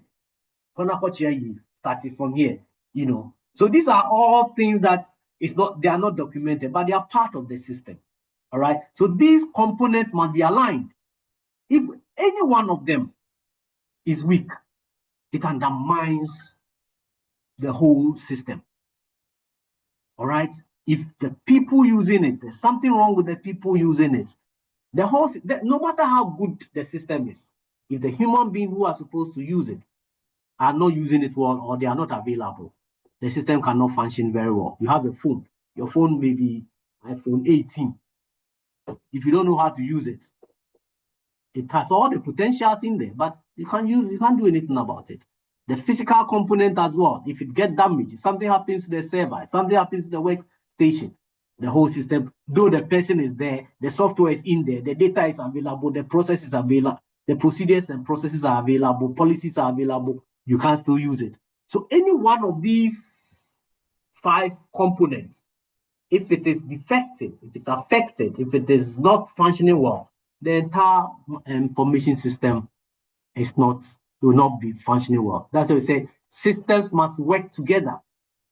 Systems must work together. If the system is not working together, then that system would not function well and cannot achieve its objective. So when we talk about people, we are talking about in the public sector, we're talking about the civil servants, district officers, our health workers, all these that input and consume MIS data daily. Then, of course, we have the IS professionals, our database administrators, our system analysts, our engineers. These are all part of it. And, well, we have been told that the public sector has scarce IS professionals, the management, the champion, those who are barriers to adoption, political interference. These are all part of management. These are also becoming the impediment. Government will buy so much, but then politicians will come, the citizens. So for the governance system, for the public administration, you have the citizens. These are also part of it. If you have passport office, it's the citizens that you are using this for. So the direct users of government information systems. So we have government portals, various government portals that is registering people, all of these. But there are challenges because now you have private sector IT professionals also using it. There's also the brain drain also, So the World Bank is recommending that the public sector IT service of excellence. So it has to be co-managed by universities. But the universities, we are here. But we hardly get collaboration with government. This government has taken it further with the 1 million coders or something. And that universities have been invited. We have also been invited. Professor Kester was there when President Mahama was launching. So yes, we have also been invited to now start training people because there are a lot of people at the National Identification Authority. So if you have only 3 staff managing 32 million records biometrically, then you can understand that there are a lot of issues that need to be contended with. When you talk about hardware, you are relying on imported hardware. So HP, Dell, all these, there's no manufacturing hub here. None of our government institutions are using hardware that was manufactured in Ghana. So when the person manufactures it, right? Remember that it's a system. The person who has manufactured it also has a purpose. So you be the chief director, the chief executives or whoever you are using the hardware from somewhere else. If the person put a spy in there, everything you are doing is recorded. Everything. So sometimes some of these people, they know more of the thing we have than we ourselves do. Because everybody else is using data, they are using their system. All right. So yeah, these hardwares, now they are cloud computers as well, cloud-based hardware as well. So the expenditure is reducing, but then sovereignty concern is also. Now we are using Zoom. So whatever we are discussing here, Zoom has the record. In fact, he has the record before it goes to him, before it goes to you.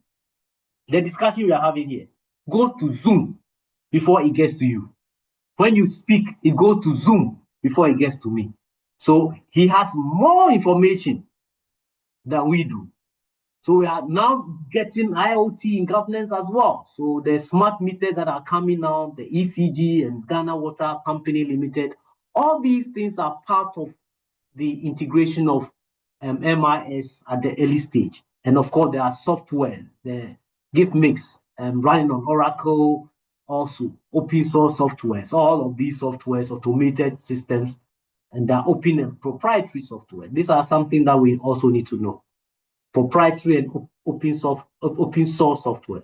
The proprietary software is a software that is for sale. So like Microsoft Office is for sale. Zoom is not free. If you are going to use Zoom for free, you can use it for 45 minutes. If you want to use it for 4 hours, you need to pay. So the university has paid for Zoom. So it is proprietary, it's not an open source. They give it to you for free, and then when you use it and you become accustomed to it, then you start paying. The open source is free, but we hardly use the open source because most of the computers that come with already installed Office. All right, Office is already installed on the computers. So you want to use open source, okay, you have to delete this and bring this or partition this, and that is also. Then there's also the vendor lock-in. If DCG or GRA decides to use a particular software, they sign a contract with the software provider, and most of the time the software is not developed in Ghana. Even if it is developed in Ghana, you rely on that software so much, so that if the vendor decides that it's going to increase its charges by 100%, there's nothing you can do. You can negotiate, you can do this, you can do all of that. So yes, vendor lock-in is where you have given or you have subscribed to a particular software that you are using. Most organizations are doing that. So there's a vendor lock-in, and that is the risk. In Ghana, 60% of IA contracts are with only 3 vendors. So there's systemic dependency. So if controller and accountant general department is relying on a vendor, and that the software has not been developed in-house, and somebody else is providing those services, and the person decides that this month you have to pay me $1 million, or else we are not going to have the software used to pay your workers, and workers will raise arm, And there's also licensing costs.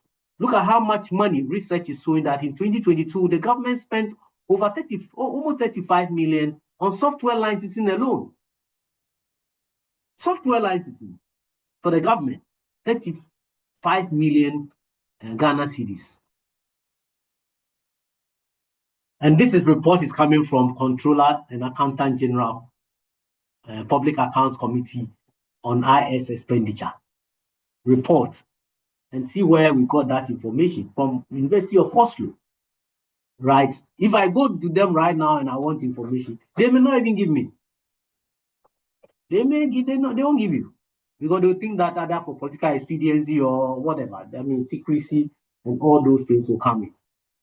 And then there's also data, the quality of data that we are collecting. The data must be accurate, the data must be complete. So that's why you don't give chance to data and say, oh, this data is not important. It is important. Anybody that walks into your office, you have to get data on the person. The data must be consistent. So there's consistency in the data that you are collecting. And then it must be there must be timeliness. If we need data to pay workers, you can't wait until the middle of the month. You need to get the person's data. In Ghana, you are employed as a teacher or as a nurse, and it takes like 6 months before you get your first salary. Some people even don't get at all. So there are problems that is associated with the MDAs, Metropolitan District Assemblies. All right. So look at Ghana Statistical Service saying that all 28% of district assembly data sets, only 28% is fit for policy use. So you can imagine, over 70% of the data we are collecting from our district level cannot be used. Then there's silos, data silos. And we do that a lot. That is one of my research interests, where Ghana is an entity. So Ghana is an organization. And the organization has members, the citizens. The citizens must be given ID cards. And then look at the number of IDs that we have. National identification will give you ID, and call it, rightly so, Ghana card. If you look at the Ghana card, it is written on it, ECOWAS what? Have you looked at it? Can somebody talk to me? Yes, Doc. What is written on our Ghana card? ECOWAS what?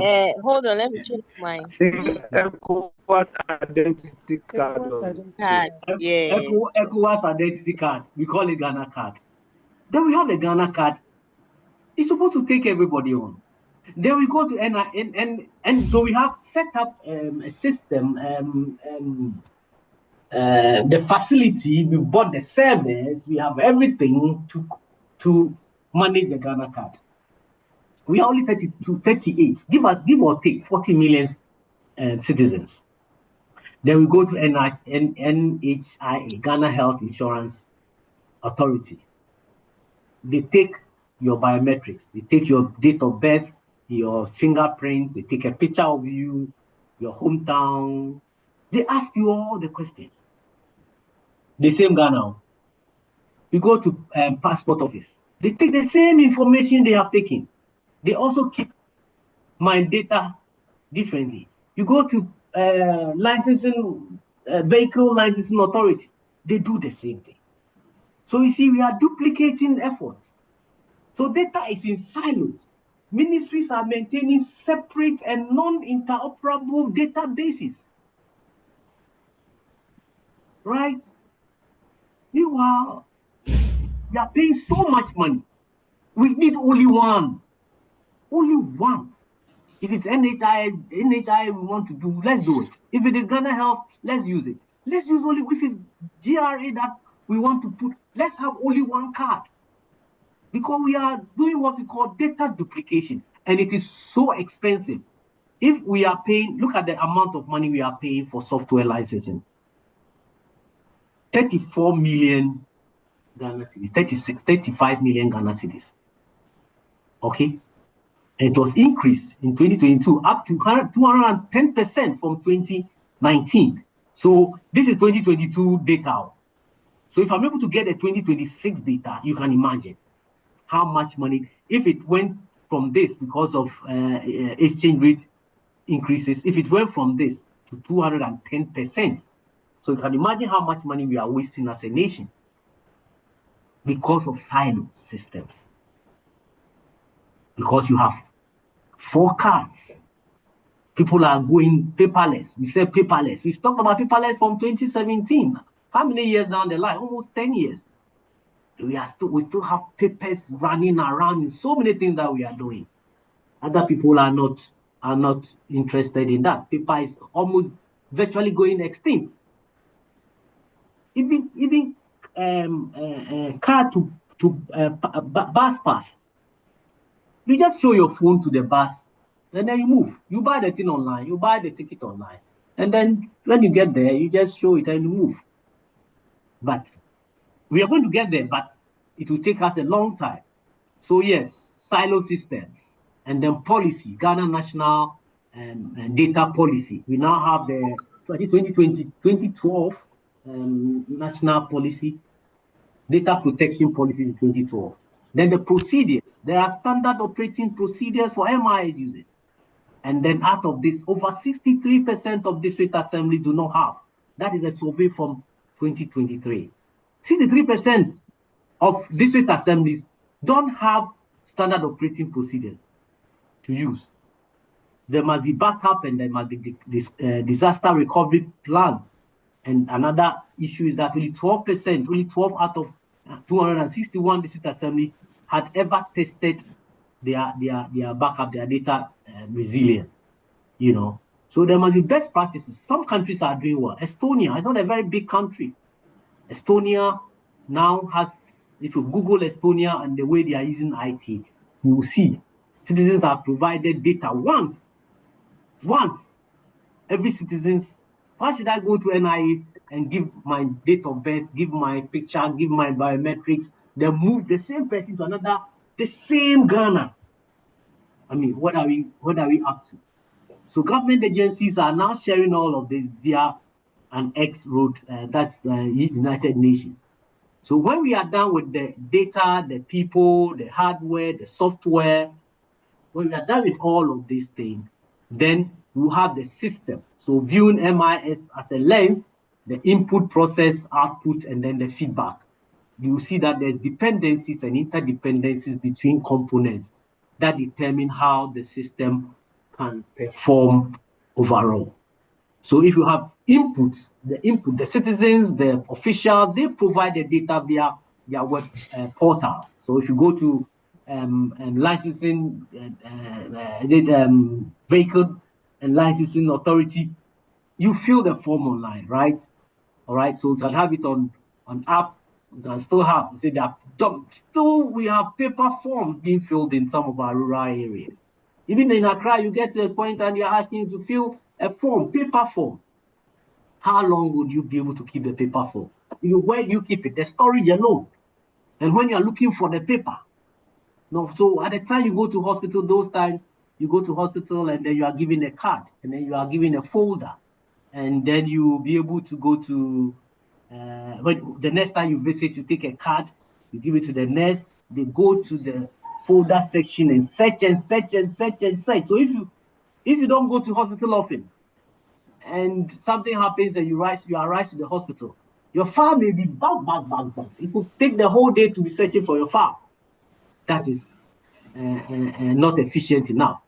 So there are procedures, there are processes. So input, process, software that are turning business, aggregating models, and all of these are also given us. So we look at each of them, the procedures and the processes that go through, and they have outputs.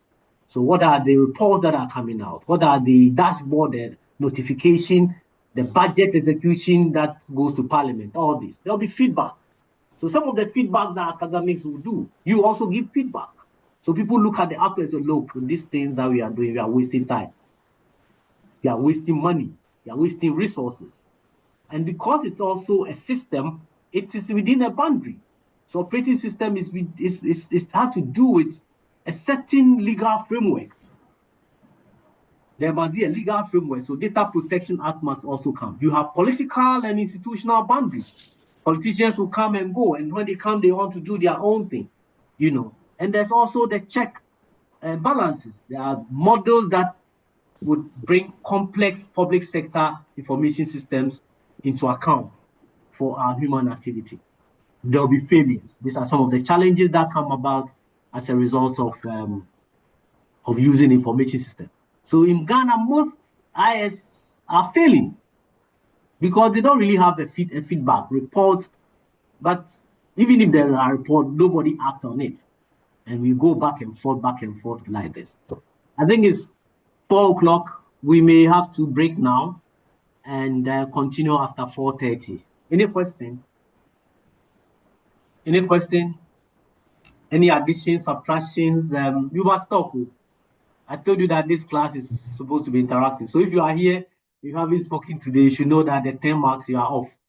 Bismarck is not listening to us or he's not in class. He just logged on and took off. This is about the 4th time we've called Bismarck. Do you know him? Does anybody know Bismarck? Yes, we know him. Can you prompt him that he's been called several times? For the past 2 hours or so, he has not responded. I think he used to have challenge with his network. When he is, yes. He's at the sheet. He's at the place. Well, so I don't know. Let's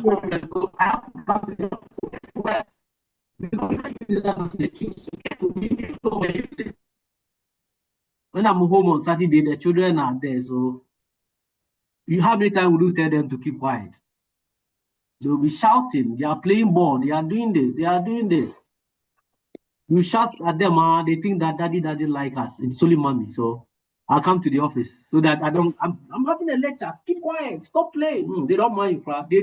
They'll stop for 2 30 minutes and start all over again.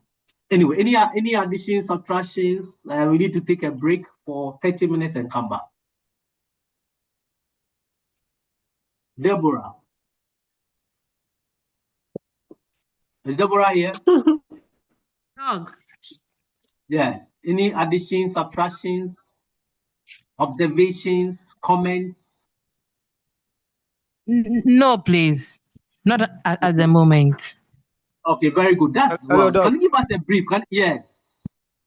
Yeah, I just want to. Come Doc, again? Yes.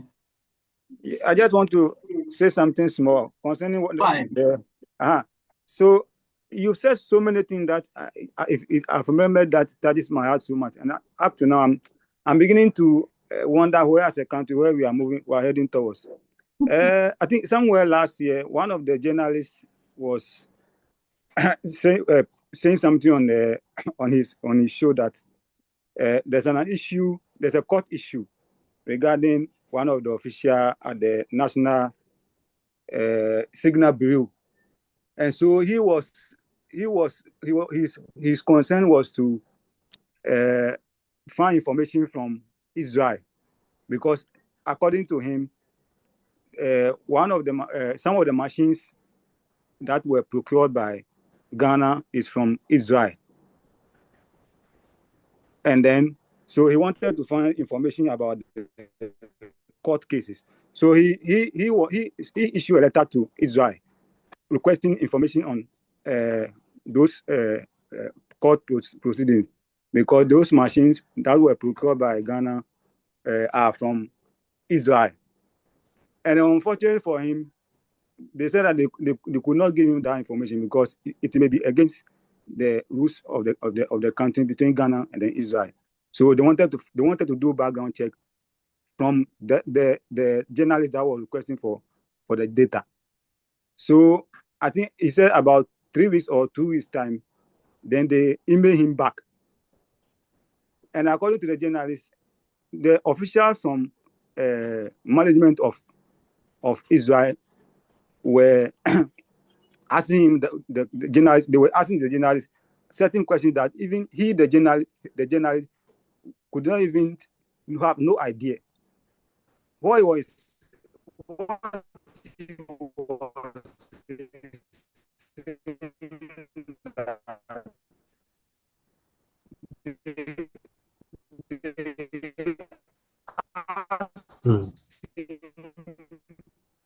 You are breaking seriously. Where he attended his primary school. Is there?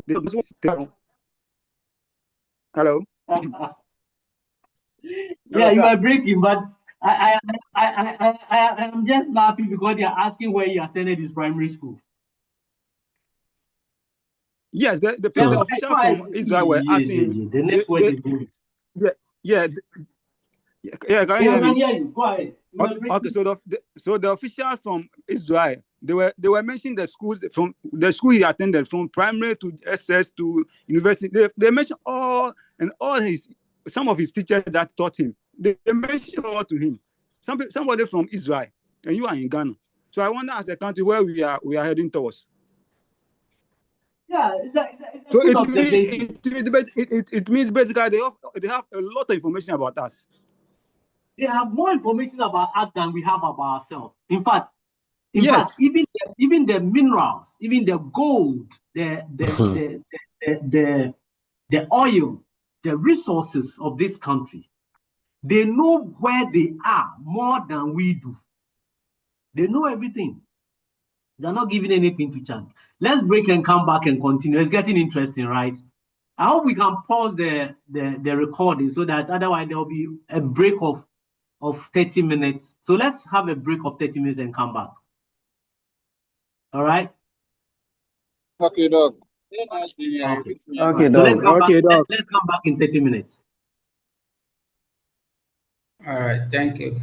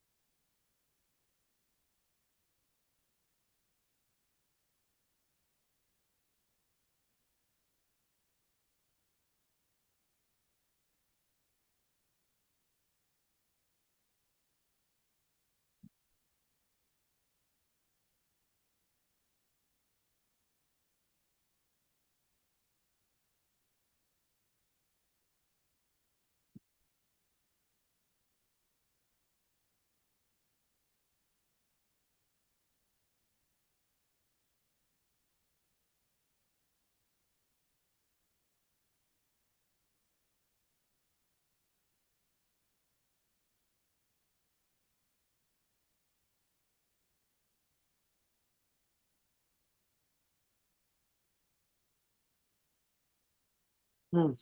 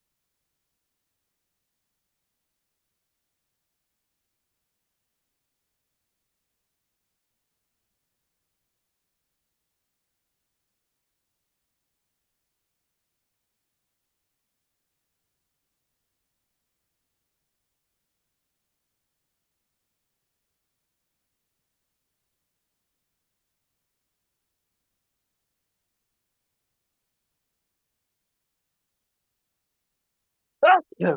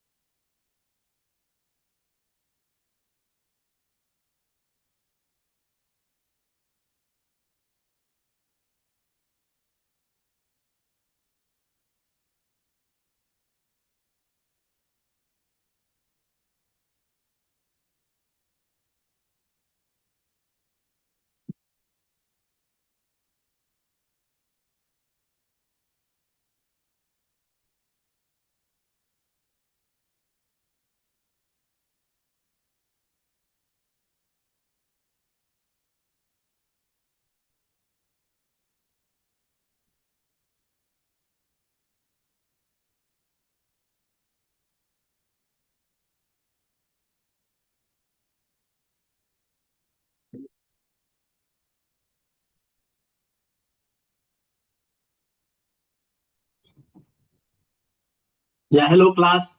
Good afternoon again. Good afternoon. Good afternoon, Doc. Good afternoon, Doc.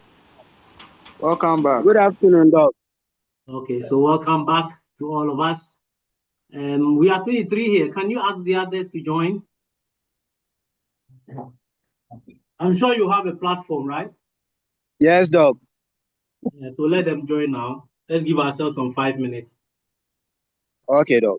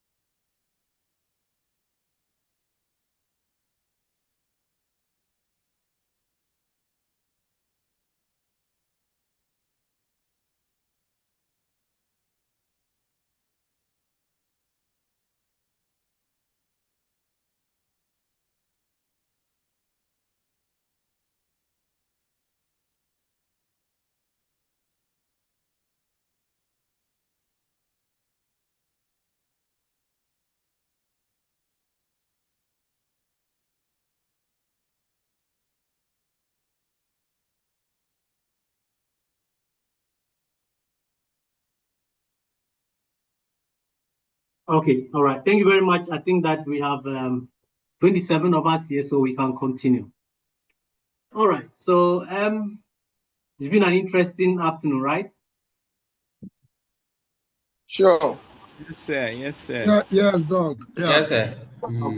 So can we have somebody give us a summary of what we've been discussing? Anything at all that you remember? Enoch. Yes, sir. Okay, can you give us what we've been doing? So we spoke about some concepts and their meaning. And we said in the management information system, a system is a result of thoughtful design encompassing the organization of both logical and physical elements. And then we also said the system is made up of data, processes, policies, protocols, expertise, hardware, software, and responsibilities. Please, can I continue? Yeah, why? Continue. And then we also said that the system must be structured. And by that we mean it should be purposeful. And every system must take an input and then produce an output. So, and then we also spoke about the 4 characteristics of the system. That it must have a purpose, must be accountable, documented, and a system must also be repeatable. Yeah, like it must be able to act repeatedly. Yeah. Yes, sir. Thank you. All right, very good, very good. Thank you very much, Enoch. Adna, your mic is on. You want to say something? Adnan, I see your mic on. You want to say something? Hello, sir. Yeah, go ahead. Yes. It's just on the characteristics of a system. So, in your presentation, you did even indicate where every system must be documented. Where you did mention about the fact that every system that is designed should have like a manual. Some of them even come with tutorials and all that. Yeah, just to add up. Okay. All right. Thank you very much. Okay. Okay. So we've been looking at information systems and organizations. We looked at what a system is, because everything that we do emanate from a system. So there's a system thinking. Actually, there's a software, a theory about system thinking. I'm trying to be. I don't want to talk too much about theory because of the issue that was raised. There's a theory about system thinking. So if you go through, you see system thinking theory, actually. System thinking theory, where everything emanates, every good thing emanates from systems. So for systems, no matter your profession, no matter what you're doing, systems are what makes you successful or not successful. So system thinking theory is one critical aspect. It's an approach that can help us to understand complex problems, how complex problems are viewed by organizations, by institutions. So we look at processes that interconnect systems rather than having isolated parts. So we don't need isolation. As soon as we do isolation, we call them silos. So yeah, it may be good, but it is silos. So system thinking theory emphasizes that all components within a system are interrelated. So Ghana is a system. The country is a system. So if the country is a system, it means that all the components of the country must be interrelated. And what are some of the components of the country? The governance, the citizenry, the universities, the various MDAs, all these they must work together. So if they must work together, then the data, there must be only one data center. Then everybody can go in there and take it. So system thinking theory is emphasizing that, and in management information system and public administration and organization study, we look at system thinking theory that helps managers to understand how different departments, different processes, people, technologies all work together to achieve organizational goals. So as a country, we must have our goals. And if we have our goals to be able to be successful, it means our systems must be working together. So if you look at any system that is not achieving its objective, then that system is not using system thinking theory. That is how come. I mean, we can polish it, we can politicize it, we can rationalize it. But the bottom line is that if it is not able to achieve its objective, then that system is not using system thinking theory. So if you look at yourself, you are a system. If there's something wrong with you, there's something wrong with your stomach, with your head, you have headache, you have the whole system, everything else will be working. But you still will not be able to achieve your objective. You can't even move. You may be hospitalized. You may have to visit the clinic or go to the pharmacy to get it. So system is very important as a collection of interrelated and interdependent components that work together to achieve objective. And we have also said that systems must have input it must have processes, it must have outputs, and then the feedback. And a system is within an environment. So every system has subsystems. So your eye is a system, it's within an environment, a bigger system, which is your head. Your brain is also a system. You know, as a human being, you're a system. So, but you have boundaries. You are in a room now. So the room has boundaries. All right, there must be input, output, and processes. So the university systems, students, lecturers, administrators, finance units, ICT infrastructure, all these are systems that will have to work together to help achieve the organizational goals. So when you look at system theory, then you're looking at a holistic analytical approach that can help us focus on the interrelationship, interactions, and among the various parts of the system rather than examining each system as a whole. So we can come and say, okay, the presidency is good.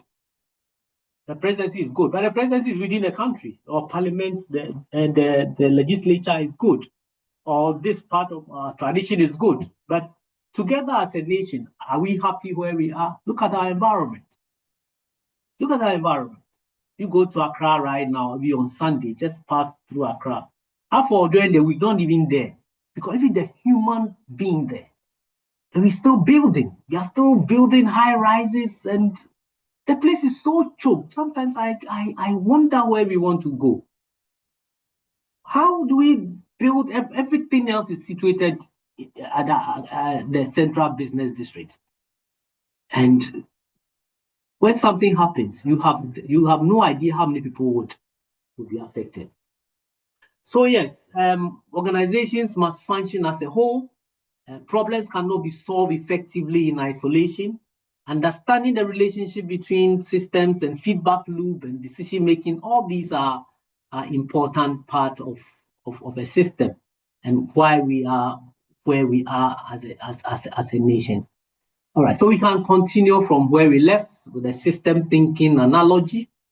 So now we have MIS, which is Management Information System. It is not too much outside the IT, information technology, and then the IS, information systems.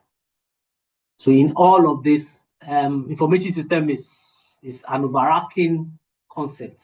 So let's get these definitions and this confusion that comes, not from you, but from anybody that studies information systems and information technology and management information system. Management information system is part. We will look at transaction information system, executive information system. It's part of an IS. IT is also part of IS. So when you look at IT, then we are looking at the hardware, the software, the network, the infrastructure. These are the things that you can see and touch. So IT is technical. So the computers, the servers, the fiber optic cables, all these backbones, fiber optic backbones. So IT is a component of IS. IT is a component of IS. It's not the same thing. So when you come to IS, then it's not just the IT. So the IT is part of the IS, but IS is not IT. When you bring the people, when you add the processes, the procedures, you bring the data, you bring the organization. The organization also has components, the laws, the procedures, all those things, even the culture of the organization. Every organization is different. Organizations are like the thumbprint of humans. There's no two organizations the same. There's no two countries in the world that are the same. So MIS is also a subset of IS, which focuses on the management part of the IS. There are several parts, there are several components of the IS. So when you look at IS, you're looking at the social, the organizational, the technical element, all of it coming together. So if you go to the Ghana Health Service, you have an IT department. All right, you have an IT department that is concerned about the network, the hardware, the software, and all those technical issues. But when you come to the IS department, then the people, the processes, the procedures, all of those things, the training, maintenance, everything becomes part of the organization. So the goal of an MIS actually is to implement organizational structure in a dynamic environment.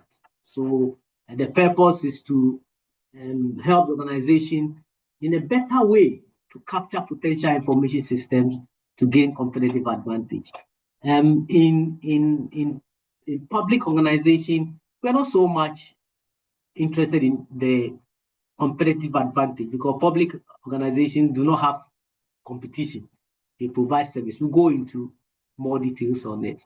So this is the objective of the goal of MIS, to help management to implement organizational structure and the dynamics of the enterprise with the sole purpose of managing the organization in a way that is easier to capture the potential of the information, to all the potentials of information system. What are some of the potentials of information systems? What are some of the potentials of information systems? And you have your phone, you have your, so just go to AI and ask the same question I'm asking you, just give it to AI. Easily. One of the potential is that it allows you to easily manage workflow. Okay, so potentials of MIS, that's what? It allows you to easily manage workflow. Okay, so it allows the easy management of workflow. Okay, if you put all the MIS together and you leave it, it will do it. Automation is part of this process. It allows you to do your process flow very easy. Not a human being. You've sent a human being to go. When he's going, he hit his leg on the stone. What does he do? He stops. Or something happens. So he's hungry. Oh, let me pass him by. Or he's in a traffic jam. Or he's stopped by a policeman. In Ghana, police can stop you. Even when you have everything, bring this, check that. By the time you realize you wasted the person's time. So yes, it allows the easy flow of information for decision making. What again? It provides better coordination across departments. It does. It provides better, easier, efficient coordination across departments. There are several departments in the organization: accounting and finance, administration, marketing, production. So all these people must work together. Remember that the organization is also a system. So they must work together. And that is, MIS is there to help you to coordinate the activities among these departments. What else? Cross-control resource optimization. Can you raise your hand so that we don't get? Yeah, can you raise your hand so that we can have? Yes, Eric. Doug, it allows data analytics. It allows data to be done. A very important aspect of it. The data that we are collecting. Somebody mentioned that the journalist was surprised. You cannot be surprised. You've given this information out already. As soon as you go on Facebook, you are asked all the questions, you give them. Then you go and like somebody else's post. Or your school, your hometown is doing something, you like it, you push it there. So you may have stated, or even your CV, you may have posted your CV on LinkedIn or something. So our information is out there. So nobody should be surprised that they have a system to extract data from social media. Yes, Matthew. Yes, Matthew. Yes, sir. So it provides improved customer service. It helps you improve customer service. The system would help you to improve your customer service. I mean, we have customer relationship system, customer relationship management system, CRM, where you have to be able to build the relationship with your customers. So all this will help you. You are closing at 5 o'clock. Somebody has bought your item at 6 o'clock, 7 o'clock, midnight. He's not able to use it. You have closed. So there's a system that can respond to the person and even automate the things for you. All right. Hey, Bismarck, as long as you are here, what happened? Yeah, Bismarck. It was, Doug. Yes. Doug. Yeah, go ahead. Hello. Yeah, go ahead. We can hear you. Yeah, Hello? it still has. Yeah, go ahead. We can hear you. Bismarck, go ahead. We can hear you. Okay, Doc. So it also helps in creating digital business models. Okay, it helps us to create business model. But you have some answers to make. First is that your name is Bismarck. We want your full name.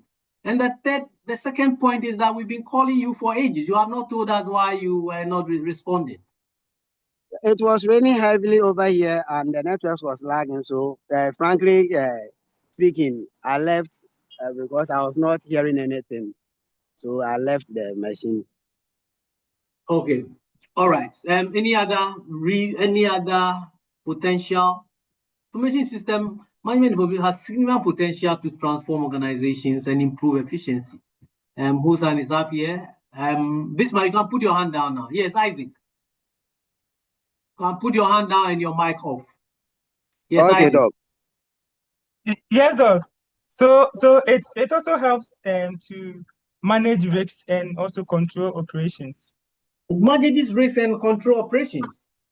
It manages risk. Every organization has risk to contend with.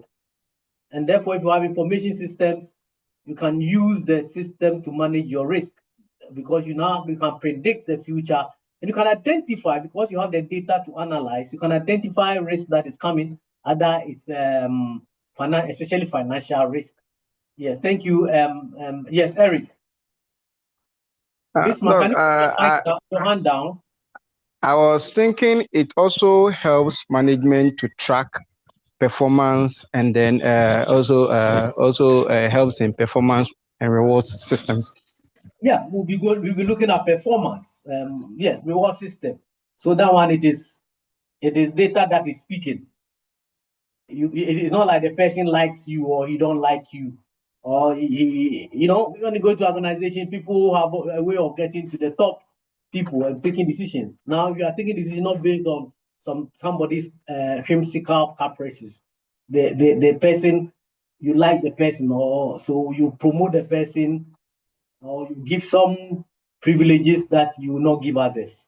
So yes, that is it. The information system is not a person. So if you don't feed the person, information system doesn't need anything from you. Human beings may have some emotional attachment or some thinking that is outside the purview of the institution organization. All right, Bismarck, your hand is still up. That is Bismarck. Put your hand down. Hello, Okay. sir. Yes. Hello. I Yes. think it's also helping allocating of resources. Yeah, it can help in allocation of resources very well. Yeah, the same thing. So in both private and public organizations, MIS is supporting operational, tactical, and strategic activity. So there are effective management information systems. So improving decision making, faster processes, enhancing organizational efficiency, and better communication, like has been said already, and also supporting strategic planning and improving public service delivery. So we get to all of that in a JEFI. So the basic objective of the information systems, data capturing, you are capturing data, contextual data, or operational information that can contribute to decision making from all parts, from internal and external sources. It also will help you to process your data. So even after capturing the data must be processed, because data itself it cannot be used. It has to be processed into information that can be used for planning, for organizing, coordinating, directing, and controlling. So planning, organizing, coordinating, controlling, these are the functions of management. And at the strategic level, where executive will take decision, at the tactical level, and then at the operational level. So all these need data. So making calculations with the data, sorting the data, classifying the data, summarizing the data so that you can make meaningful information. It will also help you to store the information. So the information that you have, the process data that you have generated must be stored for future use. And then you can also retrieve it. So once you have stored it, there must be a way to retrieve it, to be able to retrieve the information from the storage as and when it is required by the users. And then you can also propagate the information. So the information or the finished product that you have, you need to reach out to the people. It need to be circulated for users so that they can help them in their work. So based on all of this, we have some characteristics of MIS. It has to be long-term. MIS is not something that you are doing today, and that's the end of it. So it must be based on long-term planning. It must provide a holistic view of the environment, the structure of the organization and everything. And it must be complete. We said the system must be complete and comprehensive enough to cover all aspects, all subsections and subsystems within the organization. And we know the subsystems. An organization is there.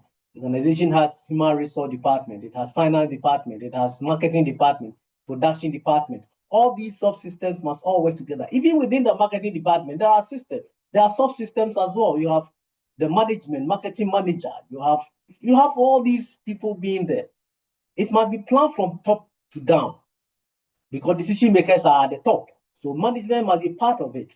At the time when information technology was seen as a tactical issue, now information systems are supposed to be part of the executives. If you want your system to work well, so that you take part, provide clear direction at the development stage of it. And it must be based on strategic issues. So both strategic, operational, and tactical information so that managers can use it to take care of. It must also be ready to take care of exceptional situations where the situation will be able to report to management. We should be able to also make forecasts and estimate and generate advanced information. So without information system, you can't do all of these things. You need to forecast, look into the future, whatever that you are doing. So this is MIS in public administration, public organizations. So the public must know beforehand how many people are going to enter secondary schools, how many people are going to go to the university. But look at us here as a nation. Look at us. Look at this school. We are about maybe 12,000 or more. How many what do you call it? How many hostel facilities do we have? Go to the University of Ghana. Big land. The land that was acquired in 1948 or something. Big land. The school is over almost 70,000 population. There's big land. Now, those who have hostels are increasing it by 100%. 100% too. And if you go to Pentagon and those people, some of them are paying like 14,000 a year. Students too. And they are increasing this by 100%. Because we don't plan. We don't care. Things will not just happen. It has to be strategically done. Right from the time the person is born. We know today how many people have been born today. In 10 years' time, where they will be. In 5 years' time, where they will be. We need to plan. And this information systems will do for you. You don't need to struggle your head out. We need to know how many hostel facilities do we have to build? How many new universities do we have to build? We need to put all these things into perspective. And it allows easy flow of information through all these subsystems so that we can avoid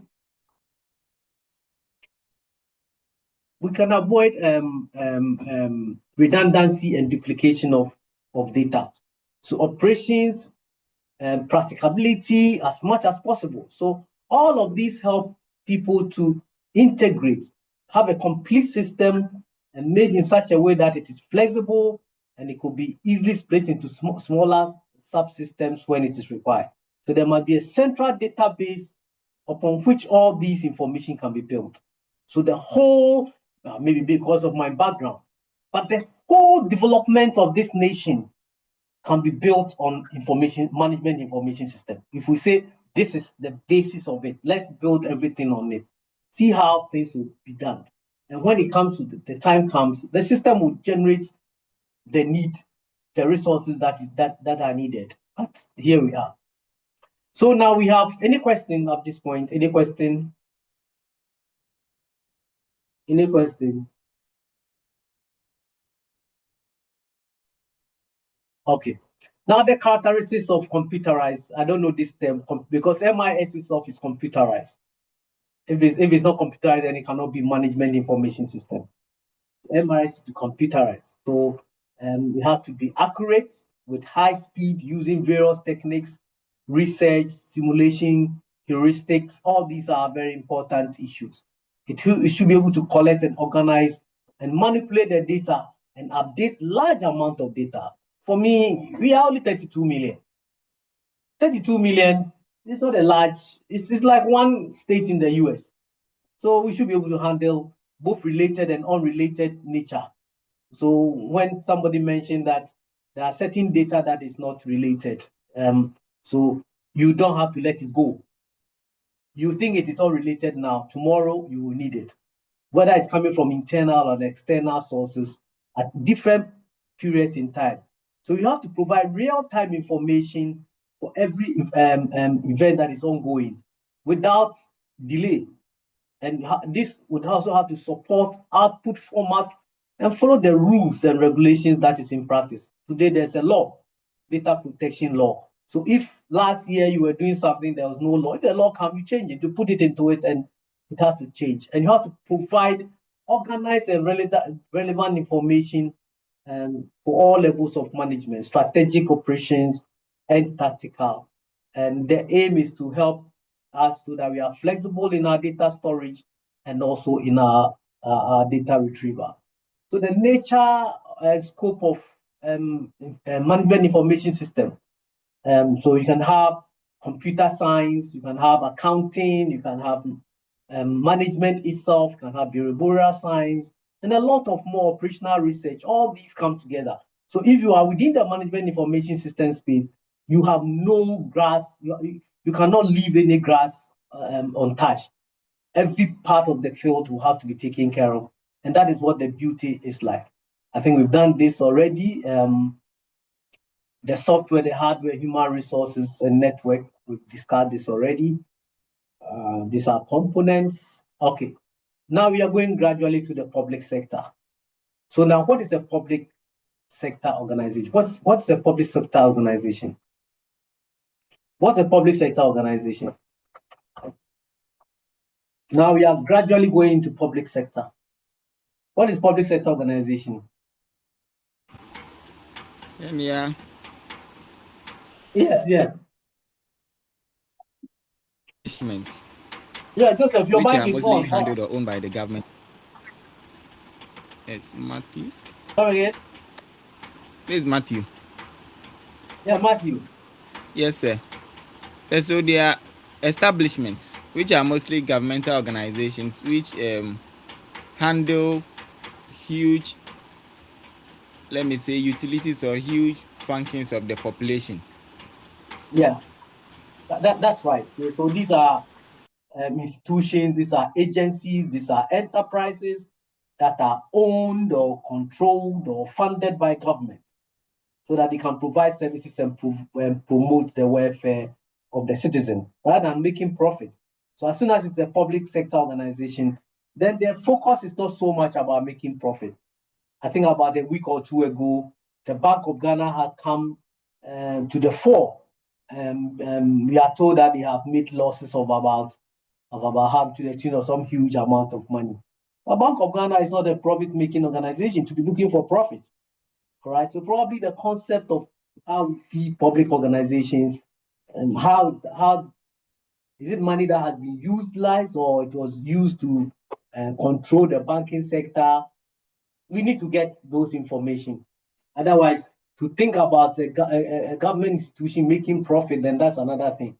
But of course, people are also taking undue advantage. Public sector organizations operate at different levels. So you can have a central government level at the presidency level, and then you can have the regional government and also the local government. So the primary purpose is that they deliver public goods and services. So education, health, security, transportation, sanitation, public administration. So if you look at our environment, and we are not happy about how our environment is, we are looking at the public administration. So there are several definitions for it. We have public sector organization established by government. So it has to be established by government to implement policies and to manage public resources provide essential services for societal development. So this will be financed through taxations and also public funds to serve the society. So if we have a gold or cocoa or whatever that there is to bring money, it has to be used for the purpose of the citizenry. So the key characteristics and purpose of a public service organization is that it has to be owned by the government. It has to be regulated by the government or a governmental body. And the purpose is that it is designed to provide public services. So whether it's health, road infrastructure, airport infrastructure to the citizen, rather than making profit. But then it has to be accountable also, a public sector organization, because it's owned by all the citizens. It is the taxes of the citizens that are used to create and also to manage the public sector organization. So they must be accountable to government and then to the public as well. It's funded through taxation, it's funded through rates and also government budget allocation. These are the characteristics of a public sector. But then, how is MIS playing a role in public sector administration? We've talked about how MIS is doing all the things that MIS is doing, helping organizations take informed decisions. It has now become very essential to all organizations. So contemporary organizations must rely on MIS in order to succeed. So whatever the government is doing, whether it is for administrative efficiency, whether it is to support effective decision making at executive level, at legislature level, at the judiciary level, every part of the governance system must depend on information system. Or if you go to the court and the court clerk is writing the proceedings of the court in long hands, all right, in hard copies, how long have you finished? But these days you can have system that, okay, you continue with the proceedings. After that, you click a button and everything is given out, you know. So government institutions can be enhanced by using MIS for administrative efficiency, decision support, and then improve quality and accessibility of it.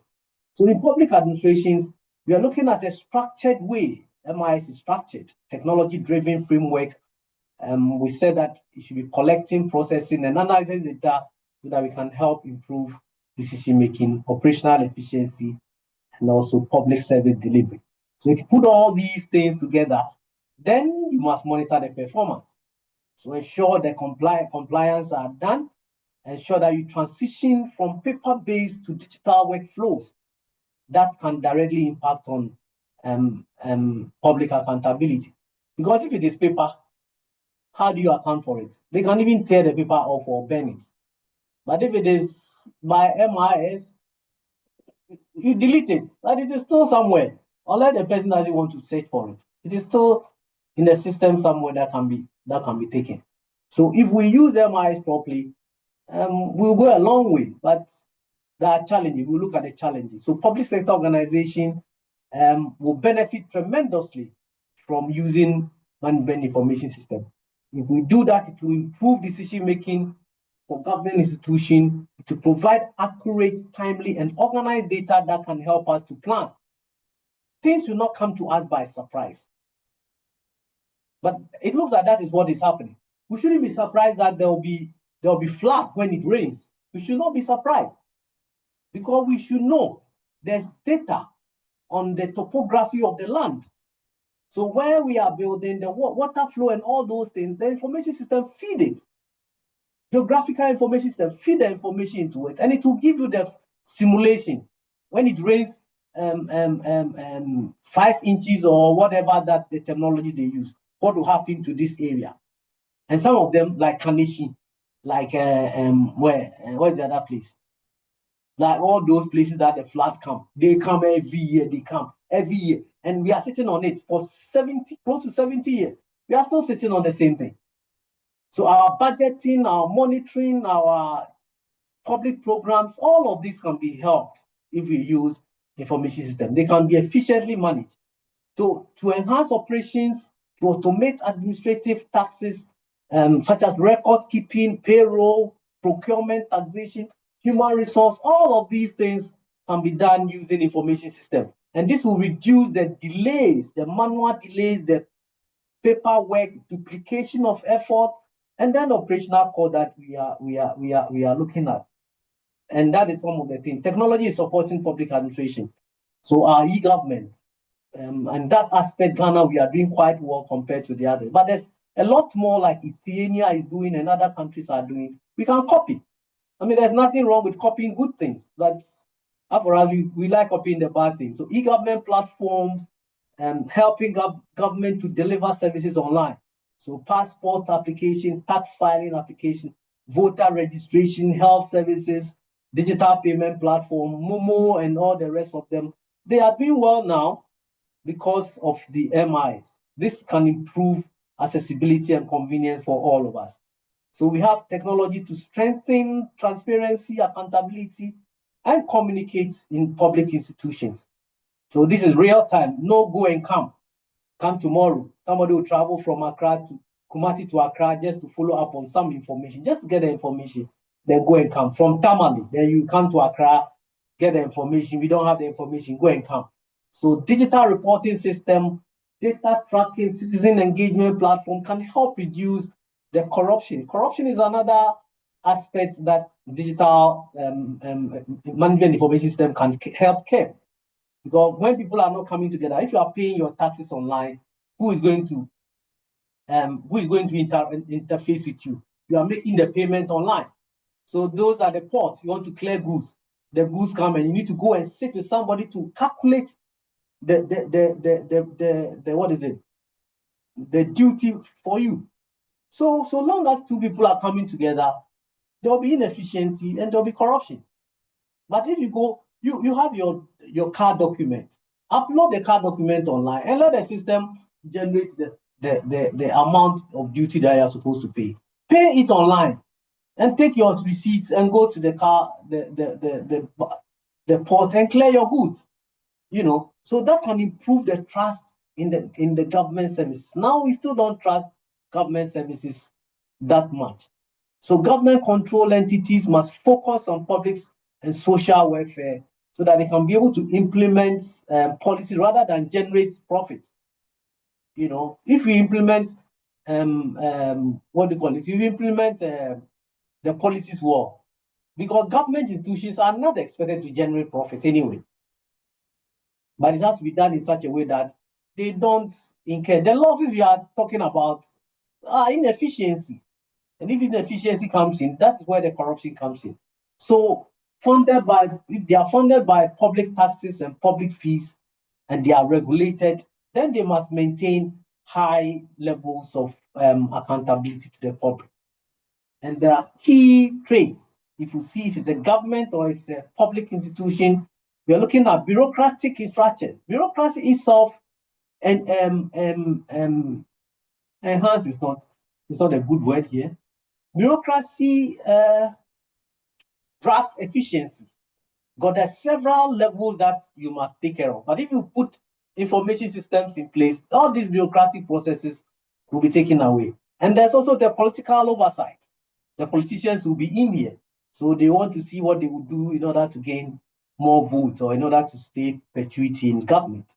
And then they must also provide essential services. So these are some of the characteristics of public sector organization. Who can walk us through?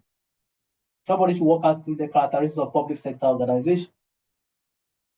Who can walk us through? Who has not spoken here?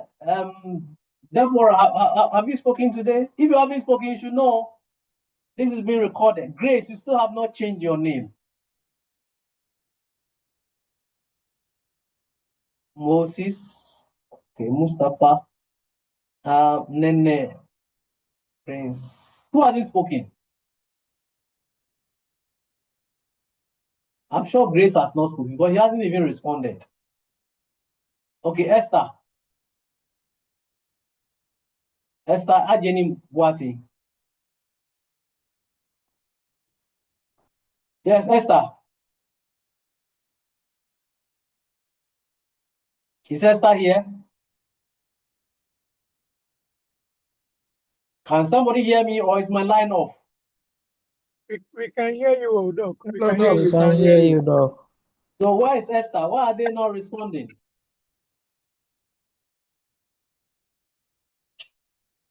Okay, Enoch, can you take us through this table? Okay. Public sector, okay, characteristics and then description. So public sector objective.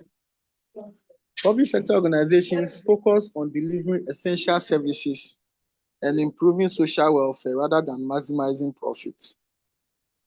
Funded by public resources. Revenue mainly comes from taxes, levies, grants, and government funding. Political accountability. They are accountable to citizens, legislatures, and government authorities with strong public oversight. Legal and regulatory control. Operations are governed by laws, regulations, and formal procedures. Non-profit orientation. Their purpose is service delivery, not profit generation. Bureaucratic structure. They often use hierarchical systems to ensure fairness, consistency, and compliance. Resource management. Resources are managed to sustain future public services rather than create shareholder wealth. Transparency and governance. Strong governance and transparency mechanisms are required to maintain public trust. I'm done. Yeah. All right. Thank you very much. You just read to us. You didn't explain. But you wanted me to explain? No, it's okay. It's all right. I think we are good to go. So these are some of the things that we're looking at. So if we have, if an organization is funded by public resources, then you cannot be doing things that will not inure to the benefit of the citizens, and they need political accountability. If you listen to what is happening to the Public Accounts Committee report, then you cringe. If you see that there are several schools in this country, children are going through. Yesterday, I watched a clip where a teacher is teaching virtually everybody in the school. There's a sole teacher there. And these are people that are going to contribute to the development of this nation. And monies are being used anyhow. And you wonder, it's become a ritual. We go to the Public Account Committee and then we bring it out to the public. Then what next? What happens to the perpetrators? So it's a non-profit organization. It has a bureaucratic structure. Its resources must be managed in such a way that it can support future public services rather than create a shareholder wealth. That's what we are doing now. All you need to do is to find your way to the political echelons of the country, and bingo, you are good to go. It must ensure transparency and governance. Strong governance and transparency mechanisms are required so that and information systems will do it. So all these enhance organizational performance, providing accurate, timely data processes, improving decision making, and streamline operation to boost productivity. So if you have that positive relationship between MIS and the performance outcome, then if it's for profits, you are likely to increase innovation and enhance customer satisfaction. But in public sector, then it is not so much. The customer is the citizen, and that is what is required. All departments and success must be measured so that the organization performance can be measured. So organization is a system. Every part of the system must work to contribute to accomplish each stage so that we can achieve the organizational goal as defined within a specific time. So business growth, processes, survival rates, all these are related to the performance of the business. So our public sector must also have these components. Our customer satisfaction, our citizen satisfaction, that will create loyalty, financial performance, our revenue, our market position, and all of these things would help the organization and invariably the government to achieve objective.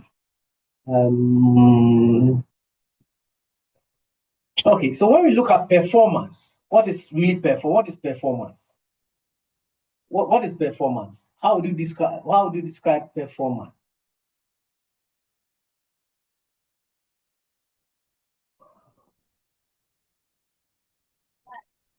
What is performance?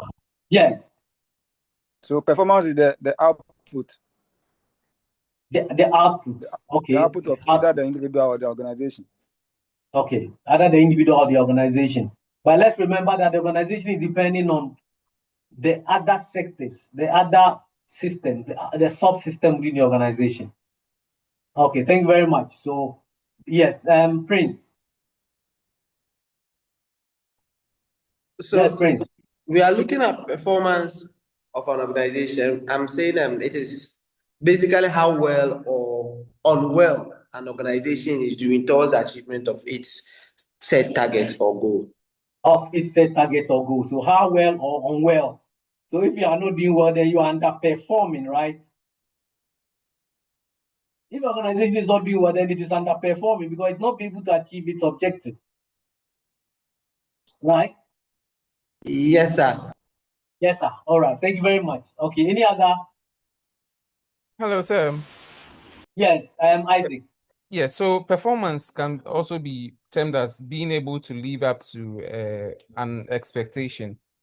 Being able to live up to expectation. Okay, that's fine. Yeah, all right. So each organization has its own performance indicators. So we have key performance indicators, that's the KPI. Every organization, I'm sure that you have your KPIs as well. At the end of the period, you'll be asked to account for what you have achieved. So the standard of the work that must be produced, effectiveness of the staff in making decisions and improving the developmental processes. So the relationship that you are able to build. So every organization will have a set of things they will look for when they are measuring performance. So performance must be measured. So whether it's a market share, whether it's the skills of the staff that have been enhanced, or the problem-solving abilities, or if they are new methods or contemporary techniques like the use of information systems to produce your products or product development. So all these are important. Within organization, MIS is enhancing decision making. It is also enabling operational control, strategic planning, because there's going to be always accurate and timely processing of information. If we do that, we would be able to help the organization achieve higher efficiency and productivity because of improved information quality, user satisfaction, and then the system efficiency. System efficiency because MIS is not leaving any issue unattended. It's not a human being. Human being says that it is 4 o'clock, I'm closing. They close at 5, but at 4 o'clock, they start packing. The thing, when you get there, we are almost done. Oh. If it is Friday crowd here, then forget about it. Some of them are going to funeral, So integrated digital information system, we have the EHR, electronic human resource management management systems, which is also IT enabled. And anything that is IT enabled is an MIS. It will help enhance coordination, productivity, and competitive advantage. So if you are aligning your information technology and performance measurements, then the organization can be effective whilst they improve on their business strategy. So organizations must implement robust framework of information system to gain competitive advantage through data analytics, faster responses, and improve customer delivery. So whatever is being done within the private sector must mirror the public organizations must mirror what is going on in the public sector, in the private sector. The public sector must mirror what is going on in the private sector, because private sector is efficiency, because they are in for profit. Though governments, public institutions are not so much for profitability, it shouldn't also be lost or inefficiency, because inefficiency will become a drain on the public. So organizational performance are increasingly being linked to the quality of information system that they have. So if you look at any organization, including you as an individual, you too, you are an organization, right? The human being is also an organization. Hello? Yes, sir. The human is also an organization. So how effectively we are using information system will show how successful or not we are.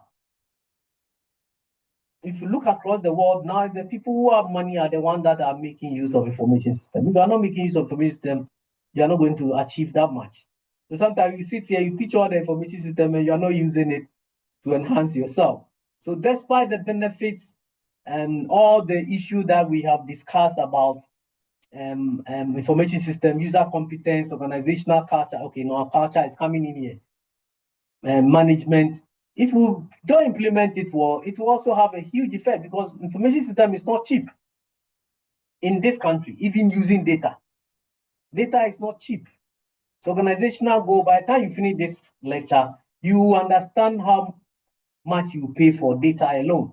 So poor implementation, lack of alignment between MIS and organizational goal can also reduce it. So you need to set your goals, thinking about it. You don't have to set goals without input from information system department. If you want to be successful, we cannot go to become successful as a nation, as an individual, as an organization, if we do not incorporate information systems into it, management information systems into it, because that is what is going to drive it. Human beings are inefficient. Whatever we see, however we see it, human beings are very inefficient. Nature itself is inefficient. Nature is inefficient because when it is raining, it rains everywhere. And sometimes the water goes to where you don't need the water. But if it is human being that was controlling rainfall, we only fall where it is needed, isn't it? So when it is raining and you're going to Kumasi, on the road, there will be no rain there. In the forest, there will be rain. In the farm, there will be rain. I don't know whether you get, I'm stretching the argument to its absurdity. You understand? Hello? Yes, yes. Yes, Doc. Yeah, we do. We do understand. No, Okay. Doc, we are with you. Okay, but I want to hear you being part of it. So yes, we talked about, we'll be done very soon, maybe some 20 minutes or 10 minutes more. We've spoken at length about information systems and how efficient it is, especially in decision making, because you have to take the decision. It will give you the facts, it will give you the figures, to give you the conditions, but at the end of the day, you are the one to take the decision. So the decision making has become very important. For decision making, you have the data. The data must be put into a structured format. It must be actionable, must have actionable insight for the organization. It must help facilitate faster decision making, more accurate and data driven. So you're not taking decision because somebody flipped a finger, or because you went to a church and the pastor prophesied, or you dreamt and had some vision. It is data driven, scientifically proven. So to enhance efficiency in planning, in controlling, in operation, remember that is management, planning, controlling, operations and activities. We have MIS identifying opportunities, mitigating risk, and also helping to boost organizational efficiency. So the decision making must be based on intelligent reports. You need to identify the problems and the opportunities, because the system can analyze the data. If it has analyzed the data, then you have to design. So you explore all potential alternative solutions, and that can give it to you by a click of a button. And then you can have a choice. So there are several choices that you may need. Choice phase, where you select the best alternative based on the data-driven scenarios model that the system can provide to you. So when we do this, data will be aggregated for reporting. It can enhance strategic and operational planning. It can improve your speed and accuracy and identify problems and opportunity to enhance performance evaluation. So managers are allowed, or they are able to evaluate organizational performance against the targets and then the key performance indicators, and identify any deviation and find solution to it.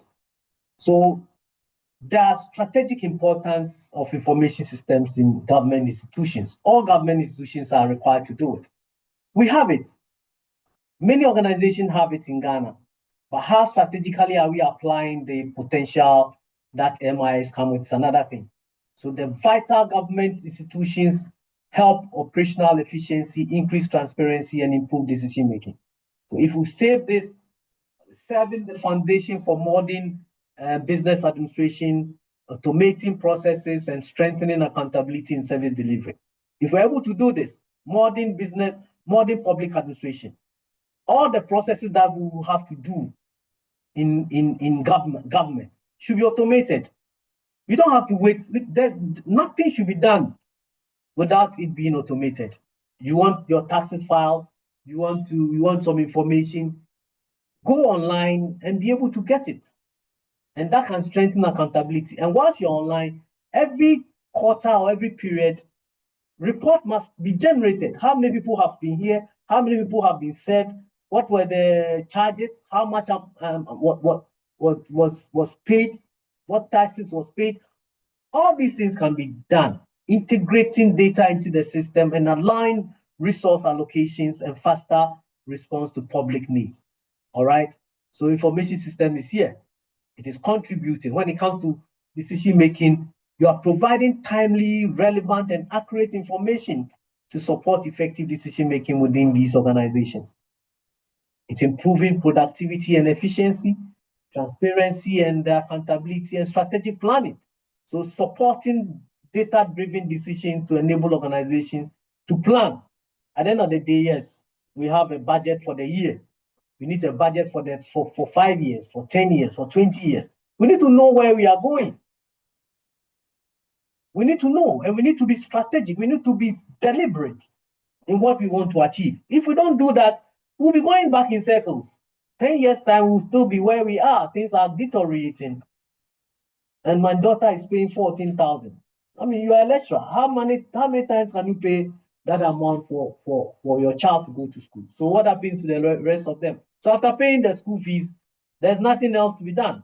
And you can't commute because there are no transportation system. Otherwise, stay home and go to school. But if you stay home and go to school, even the traffic alone, by the time the child gets to the university, he's already late. And if you come to my class late, I'll say, don't come, stay out. So you see what we are doing. So to improve our service delivery, there's the need to streamline all these services so that we can improve speed, coordination, and overall quality of services that we deliver to stakeholders and citizens. And that is the essence of it. These are all the goodies, the good part of MIs. But there are several challenges of MI. What are some of the challenges that will come as a result of using MIs in public administration? What are some of the challenges? Hello, sir. Yes.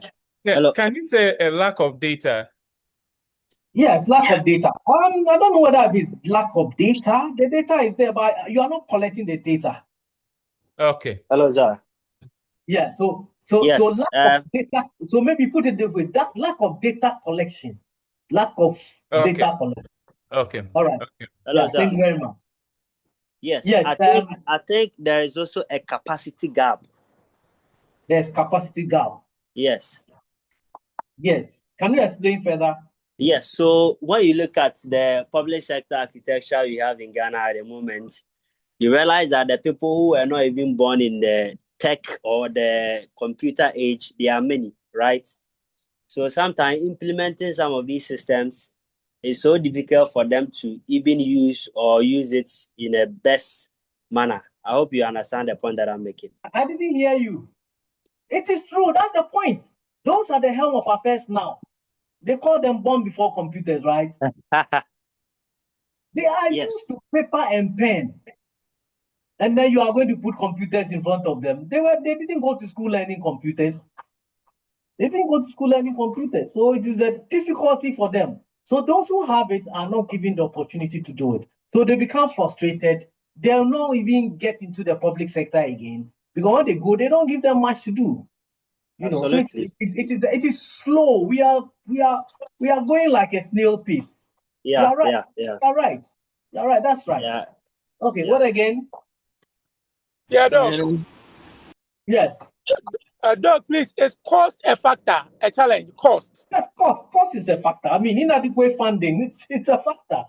Well, they are not going to buy, and look at how much money we are spending for 34 million, almost 35 million for subscription. Just subscription, no. So how many governments will be prepared to subscribe 34 million? And then when you don't subscribe, the vendor will lock you in. So you have paid for the services, but your citizens cannot go because every year you are paying subscription. If you don't pay, you don't get the access. So yes, one of the major challenges facing MIS in public organization is insufficient financial resources, because public institutions face limited ICT budget. They don't have much money. At the end of the year, you pick last year's budgets and find out how much money was allocated to ICT and related issues. Then you know that, I mean, when it comes to MIS, we have a long way to go. So public lack of adequate finance is one of the critical areas that needs to be done. All right, what again? So can I say lack of coordination amongst agencies? Yes, lack of coordination. Everybody is doing silo work. NIA is doing something. NHS is doing something. Charlie. Sometimes I just can you imagine all these people? They are doing their own thing. Lack of coordination and duplication of efforts. Money waste. We are just throwing money to some people for nothing. Yes, Isaac. Isaac, your hand is up. Yes, Doc.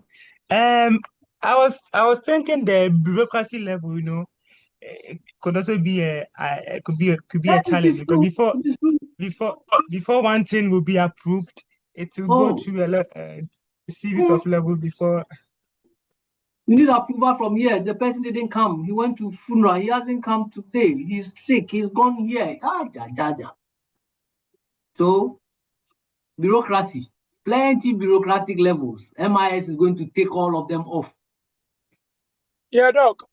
Yes, Prince. One thing that I've also realized is the resistance for change. You are there. We know it, but we don't really want to. What is that? The temerity, the urge to change. It's a big problem. We are not willing to change. We know that we go to US, we go to London, we see what is happening. Even if we don't go, we see pictures, we see videos of what is happening in Japan, in Korea, in Singapore, in Malaysia. We see them, we know them, we study them. If you sit in class with any of these people, you excel. But we are here, we are not able to do it. Prince, it's a big deal, right? Yes, sir. I would say lack of political will. On the back of Abraham's submission, I would say there is also lack of interest by those in helm of affairs. Nobody's talking about political will. You are taking the seal, the wind out of his sail. Yes, exactly. Yes, so because political will. Yeah, what happens is that people, because this will be able to project and give them responsibilities to handle, that's what brings us to the KPIs. It actually gives them a burden, and so once you remove this kind of projections that are measured and will also show your capacity and what you are doing, then means that you are free to do whatever you want. Otherwise, if they are in place, you are giving the burden to make sure you meet the targets and everything, which is clearly accessible to everybody to know if you are actually delivering on your mandate or not. And sir, I encountered something where an agency, an authority, that's an institution that is supposed to mobilize revenue by themselves and pay themselves. You find out that they don't want to implement certain MIS measures because they believe that the ignorance of the people is where they are going to get their monies from. So by having those systems in place, it makes people aware. So reducing their ability to get more money. That's true. A lot. Yeah, that's good. That's good. I'm thank you so much. I've enjoyed the class. Very, very. Doc, before Yes. you conclude your enjoyment, you see the recent brouhaha in the health system, whereby they were saying the data of Ghana is being stored at a different country and a whole lot. Could that be a challenge, that the privacy of our data makes it difficult or a challenge for us to really implement MIS? We can have 1,000 reasons why we don't want to. We can have it because of the data. I think last week or last 2 weeks, our President Mahama refused cooperation with the citing lack of transparency. Okay, the US is asking for our health data. Said he was not going to give it out. Yes, we can have reasons why we won't do it, but we need to take things to ourselves. We need to train people. South Korea didn't get to where they are by sitting down. They send people, even the Chinese, they send people to the US, take them through technical school, take them through university, give them scholarship, bring them. And when you are bringing them, give them good facilities so that they can bring their knowledge. This time, I can even stay in Ghana and still be able to acquire all those knowledge. But after acquiring the knowledge, you will not even be given the permission, the leverage, because it becomes political. To get appointment to any institution, it is political. If you are not linked to politics, you hardly will get anything that. And when you get there, you are also looking at your back, because in 4 years' time, no matter how efficient you are, you'll be taken off. So the whole system needs to be overhauled. The challenge is massive, but we can do it with a will. So yes, there are several challenges, and you've said almost everything. I listed a number of them here. Inadequate funding, poor infrastructure. I think that was not what has not been said. Poor infrastructure. Our road network, NTN, somebody is in Accra, it's raining. Because it is raining, our data is really. So how can we implement this? They're resistant to change. People who were born before computers, they are in the helm of affairs now. They are the directors and chief executives of these MMDAs. You want to give them, they want to see papers packed, so that when you see paper plenty in the office, that shows that you're working. You go to somebody's table and the paper is packed and he's even hiding. So resistant to change, lack of skilled personnel. Not a number of people have that skill. And cybersecurity threat, that's something that has also been discussed. Cybersecurity issues. People are afraid. When we go online, somebody can come and hack us and all that. And poor data quality, bureaucracy. You mentioned bureaucracy, and lack of top management support. That is the political, those who are occupying the political echelons of the country. And then the cost. Somebody mentioned cost, also cost of system maintenance, integration problem, political interference, legal and ethical issues.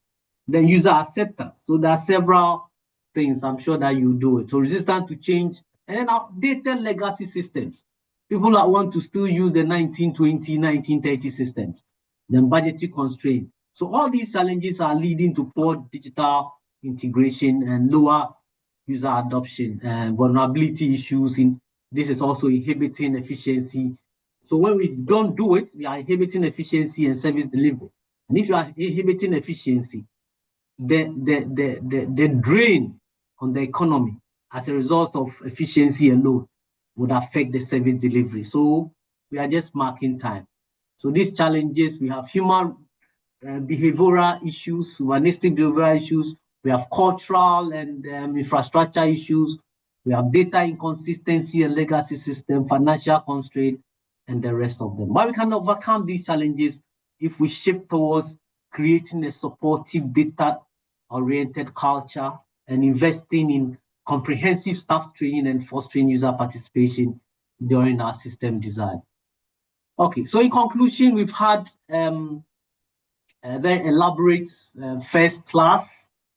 We've seen that information systems are very important, and especially more so in the public sector organization, because they can provide a structured support for managerial functions and improve administrative efficiency in our service delivery.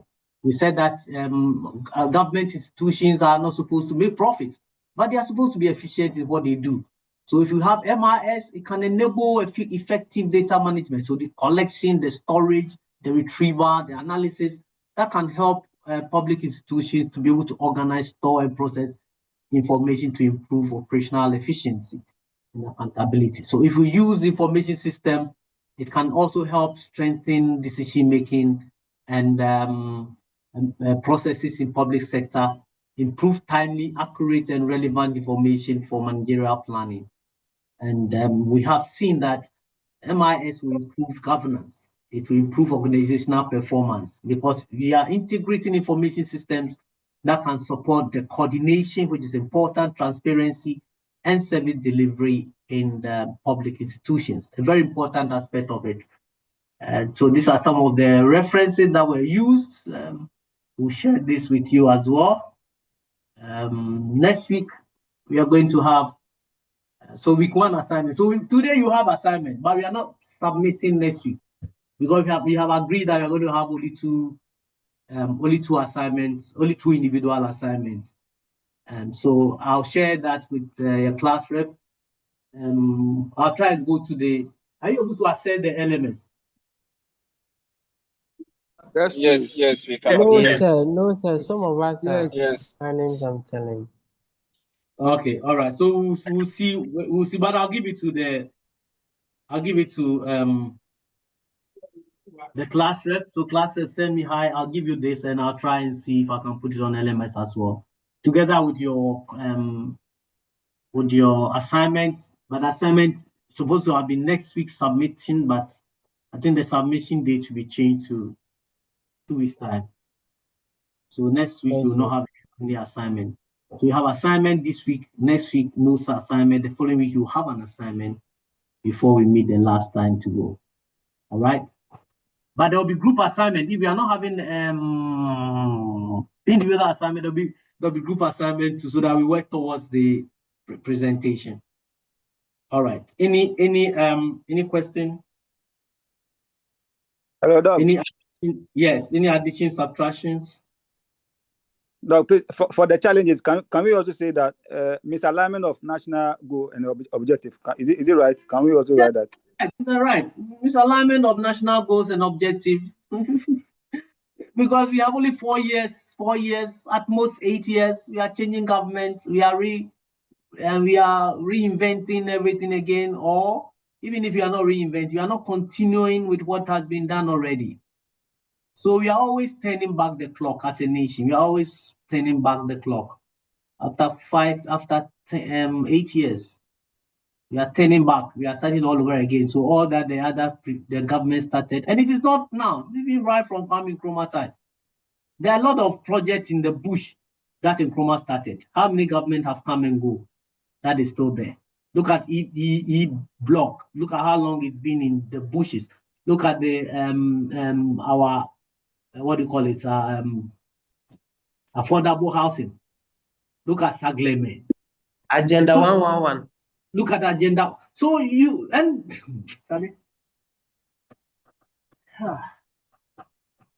anyway, we are here to teach, so we have finished our teaching. All right. In the absence of any further discussion, contributions, or questions, can somebody move for the closure of the class for today, and then we meet next week?